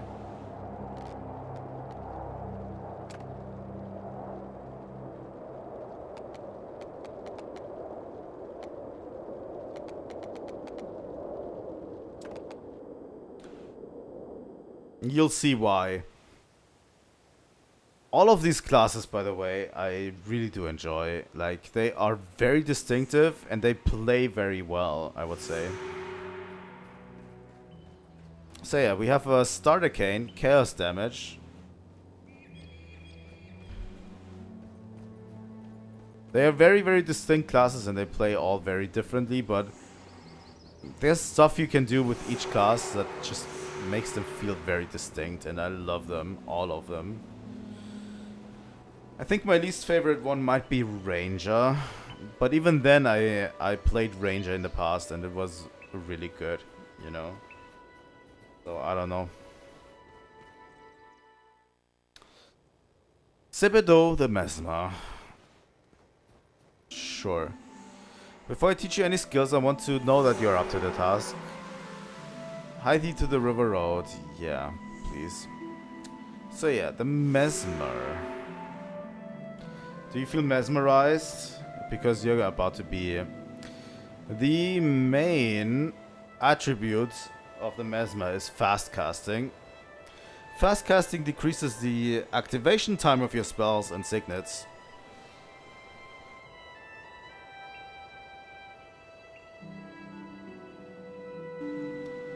And in PvE, the rank of each fast casting decreases the recharge time of your Mesmer skills. So it's all about casting fast spells, you know? Very, very fast spells. Then we have Illusion Magic. No inherent effect, many Mesmer skills, especially spells. Illusion Magic is basically... it's very weird. Illusion magic is all about creating illusions, obviously, that will drain your enemy's health or hinder their movements or attacks. Inspiration magic is all about energy management, so a lot of casting professions in this game will get a Mesmer subclass that uses inspiration magic spells, because they also need energy management, you know, very heavily. But yeah, inspiration magic deals a lot with energy, stealing energy from enemies, getting energy on basic conditions, all of that. Domination magic is all about disrupting the enemy's flow, and we will learn a lot about that later. Like, Mesmer is a class made to be a fucking cancer on the battlefield. Literally, it's a class made, like, I don't know if you guys play Magic, but it's a class that is like a control deck in Magic. That's just cancer to play against. A Mesmer will interrupt your skills. They will add debuffs to you that make you actually take damage when you use your own skills. So you are forced to not use your own skills. They will control the battle. They will sap your energy from you, especially if you need it. They are absolute cancer to play against. And in PvE, in PvP, I've enjoyed Mesmer so much, because it's just every time you see a caster, especially a monk or someone, a monk that's trying to desperately heal up his allies, and you go in there with your Mesmer and you just annihilate them with just destroying them. destroying the entire gameplay. It feels like you're making the other guy at the... It's like you're making the other guy at the other side of the screen rage as hard as you can. But there is like also very PvE centric skills that are just, you know, just that. For example, I want to show off this first skill, which is empathy. Empathy, for 5 seconds whenever target foe attacks, that foe takes 10 damage and deals 1 less damage. So yeah, you're basically showing enemies visions of certain things that do different things on them. And I've always loved the idea of Mesmer, and it's a really cool, you know. It's always been a really cool profession, and especially fast casting. Sometimes you can have interrupt skills that straight up interrupt an enemy's skills while they're casting it. So as a Mesmer, you can go in, get to a monk that is just casting healing spells, and you can literally have him do nothing the entire time. It's absolute cancer on the battlefield, you know. Cast that on him. He's going to take automatic damage whenever he attacks now. You see?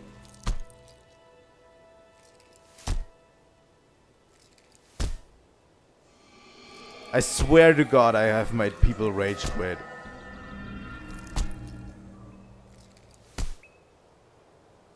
I don't have to attack at all here. Just heal myself. And then empathy.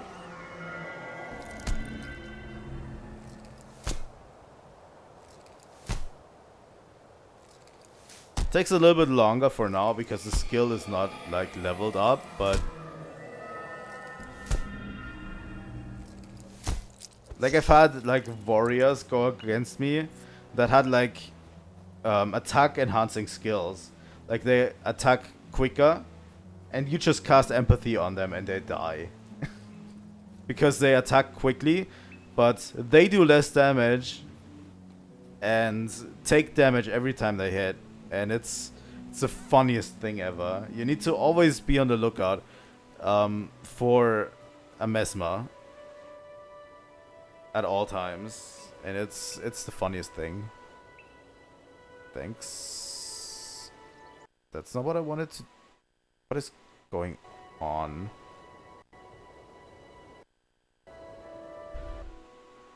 Why is the game over here?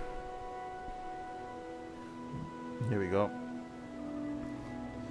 But yeah, we're going to see a lot of Mesmer too. There's some missions where it's so beneficial to have a Mesmer around because of interrupts. There's some really strong enemies that have like long wind-up casts for really strong skills that you can really use a Mesmer against. So, you know, we are prepared for those. Let's go for prophecies again, and the last, but the best. This is the last profession, but also the best profession and my favorite one. I think I'll take this one again, maybe.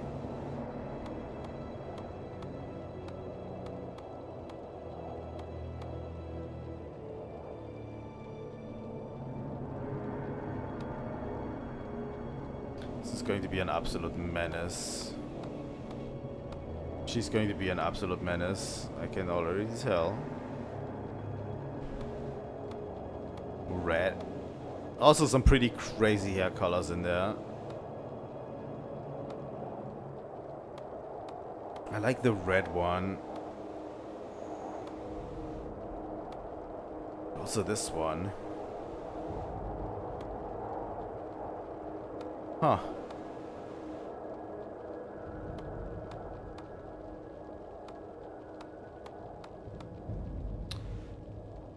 I think I take the red one.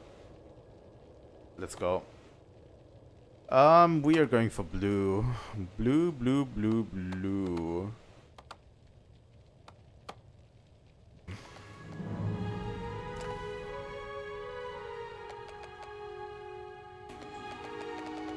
Alright. Yeah, we are the last profession and we are about to do some damage.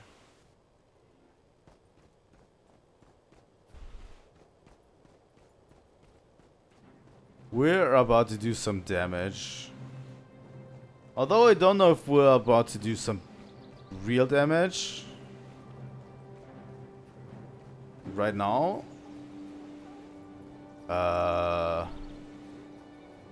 We have to talk to Sir Titus first, sorry. But yeah, my absolute favorite profession.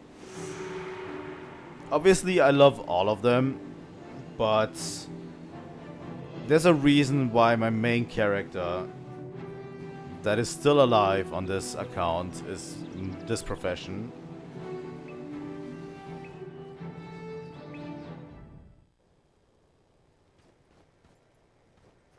I don't have time for chit chat. Your assignment is this. Go down to the river and kill a scale. You should find a small horde of them.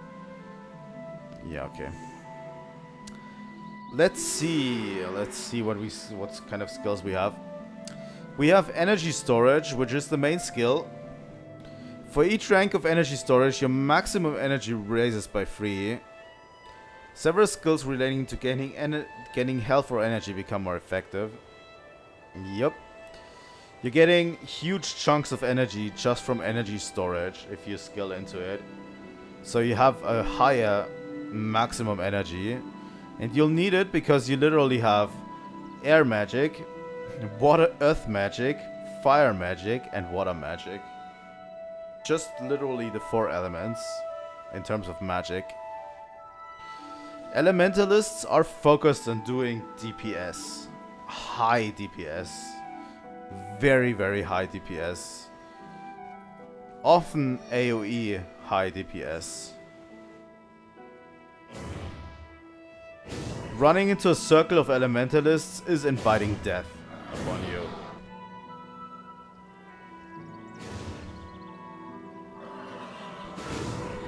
And I talk from experience.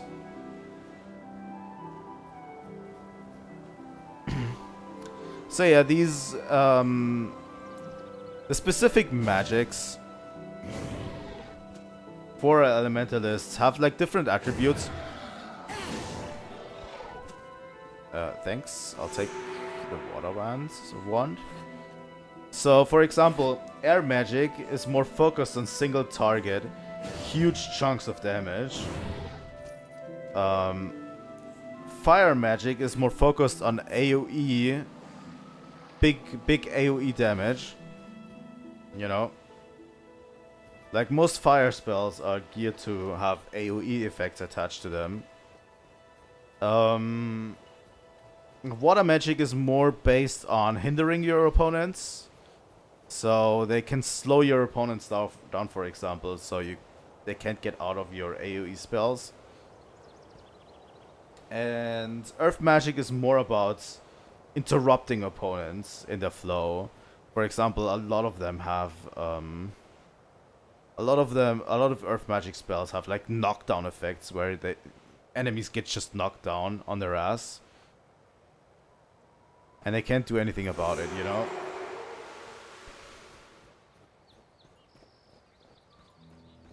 We'll see a lot of that. I think I'm going to probably play a lot of Elementalists as the series continues. Because it's just my favorite profession. It's just devastating. There's so many different ways you can skill at Elementalist, you know?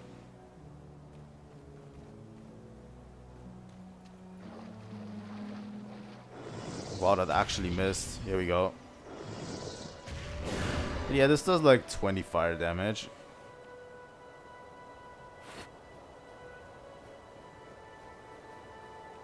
But yeah, it's very interesting.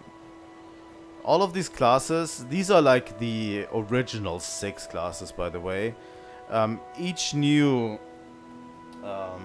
each new release, each new expansion added 2 more additional professions to the game. But we will get to the other professions once we get to the next campaigns. So we're starting off prophecy. We're starting off prophecies with 6 professions, with 6 characters, and once we get to the other campaigns, we're going to start those campaigns because every campaign has a starting point. I'll explain that later down the line, but yeah. We're going to start those campaigns with the new professions that are available and add new characters to the roster, you know? Prophecies will take us, like, probably for a while. These campaigns are pretty long. You can also use, like, something that restores ourselves if we want. What do we have? Starter elemental rod. Earth wand, water wand. Doesn't make difference really right now.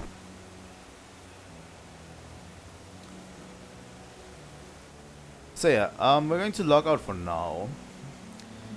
And now that all of our casts are assembled, here they are. By the way, this is my main character that I've had since forever.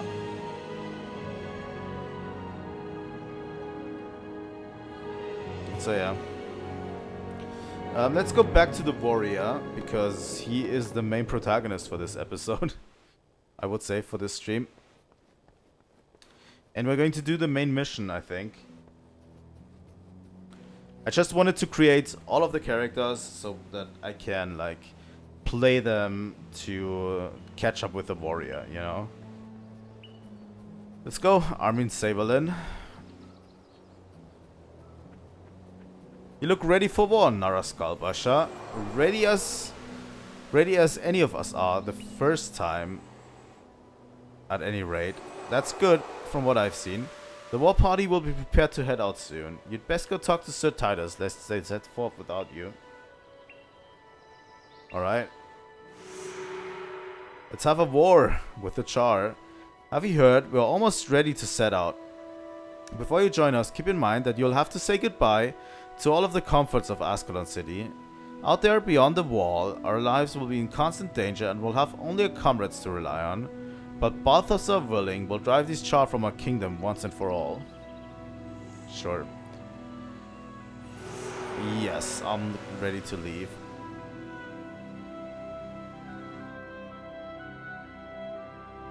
So yeah, mission starts soon. This is basically our first mission.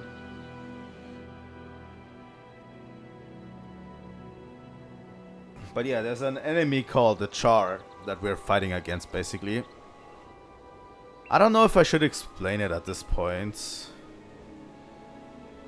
but I feel like I should. But yeah, there's an enemy. I think I'll explain it later. Listen to the briefing given by Sir Titus and Prince Rurik.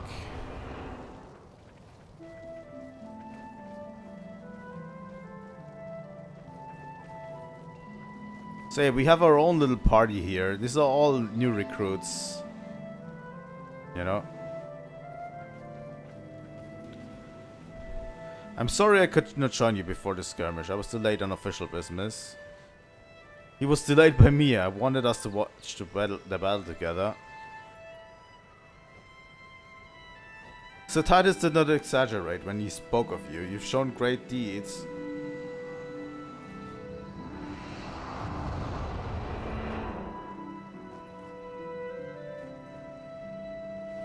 I have been keeping the prince informed of your deeds after seeing your courage. God damn it, that goes far, way too quick.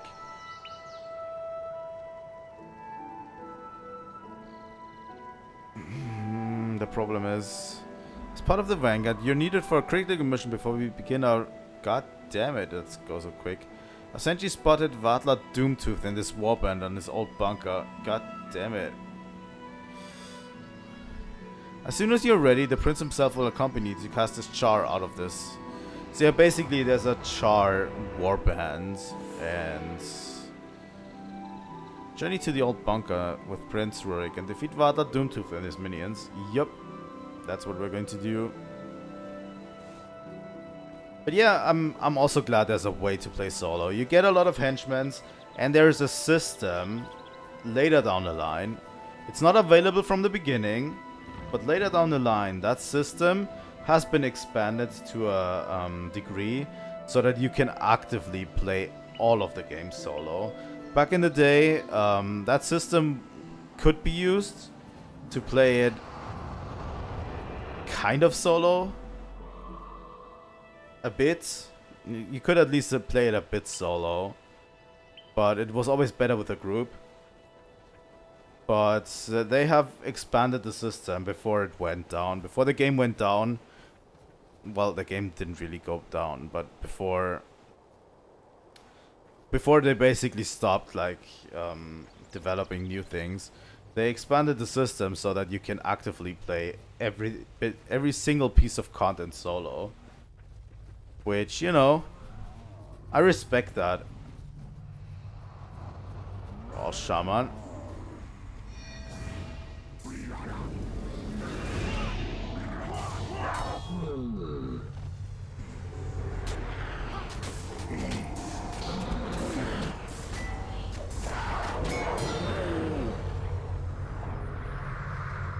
Those are not the char, by the way.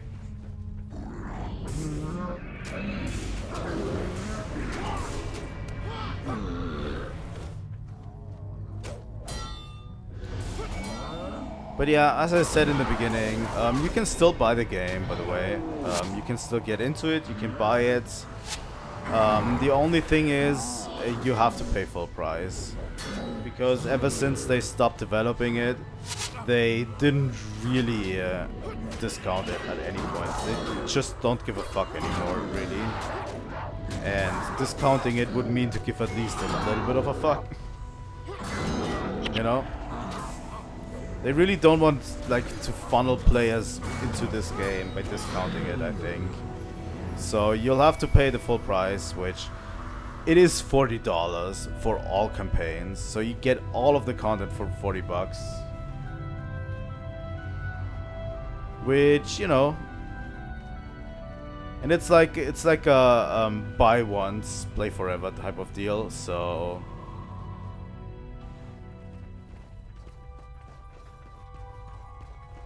I don't see it as bad.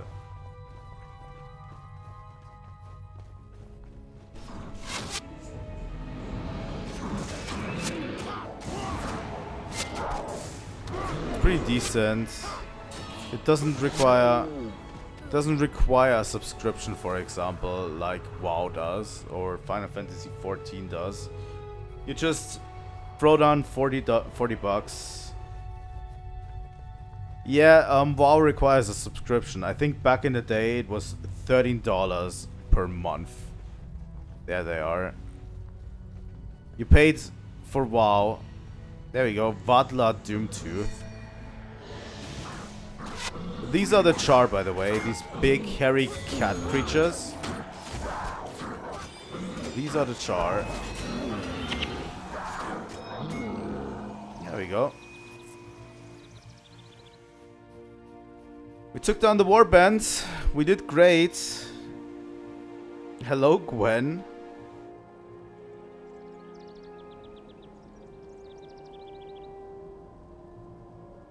It was on that day that the Char discovered a way around the Great Wall, a way to bring it down.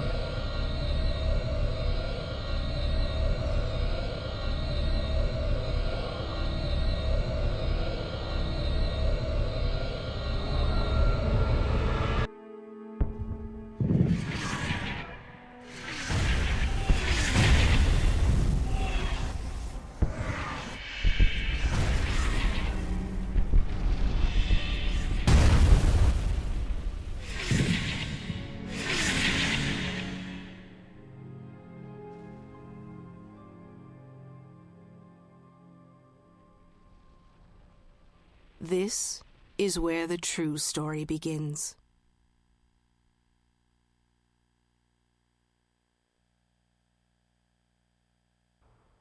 We have to give them credit, though. They don't have the development team that Blizzard did back in the day with cinematics and stuff.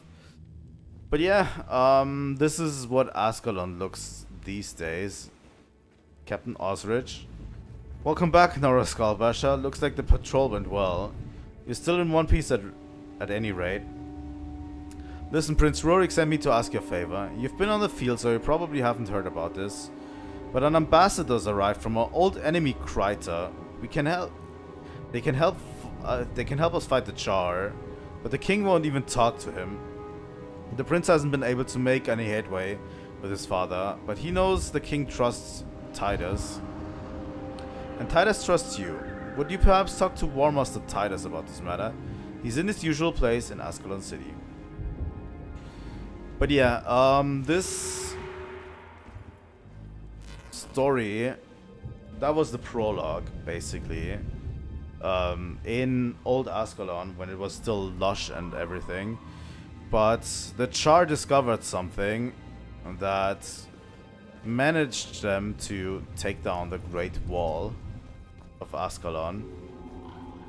As you can see on the entire map here, if you look closely, this is the whole area of everything. We're going to be playing on a huge chunk of this during the gameplay of this MMO.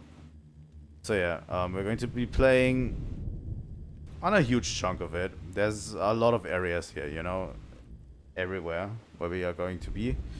This is the Great Wall of Ascalon, which has divided basically, which has basically kept the Char, which are north of here, out of the city of Ascalon. And the Char have been driven back quite a bit to a point where they thought to have been like not even a threat anymore at the point in the story. But the Char discovered something that gave them the attack power to take down the wall and invade Ascalon. So this is where we are. This is what's left of old Ascalon.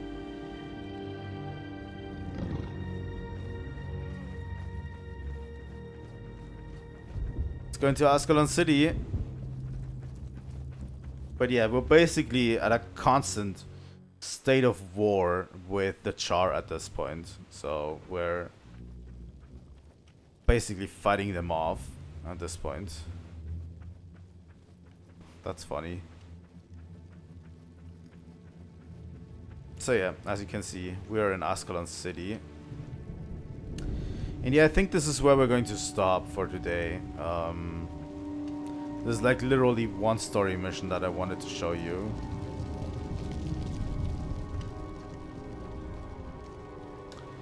But yeah, he's now War Master Titus, by the way. Don't talk to me about the Krytan ambassador. I've been getting an earful from both sides. Do you still know why King Adalbert trusts me, Nara Skullbasher? Because I know there's where my loyalties lie. King and country, both are preserved in both. Perhaps joining the Prince's vanguard has confused you, but Rorik is not the ruler of this kingdom. Now listen to me, the king's already given this matter much consideration, and the likes of you, and I best abide by his wisdom. The king's message. I have an important task for you. Please deliver this royal message to Ambassador Zane of Kryta. His camp can be found just outside the city. Go out the western gate to the old Ascalon and head west to the new encampment.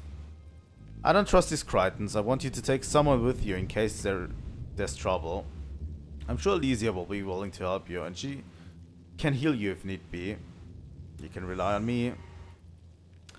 But yeah, this earlier area was something that we call Old Ascalon.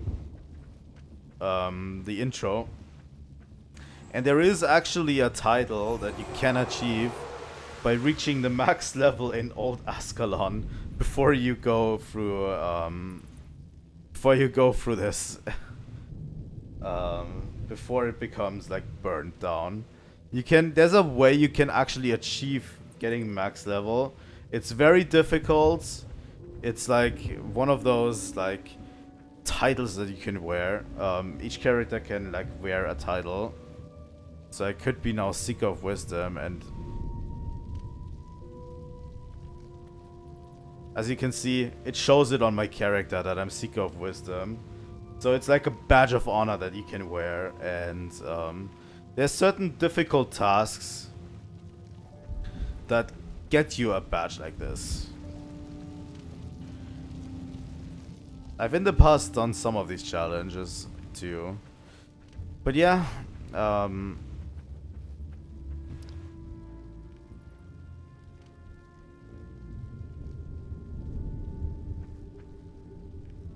I don't know.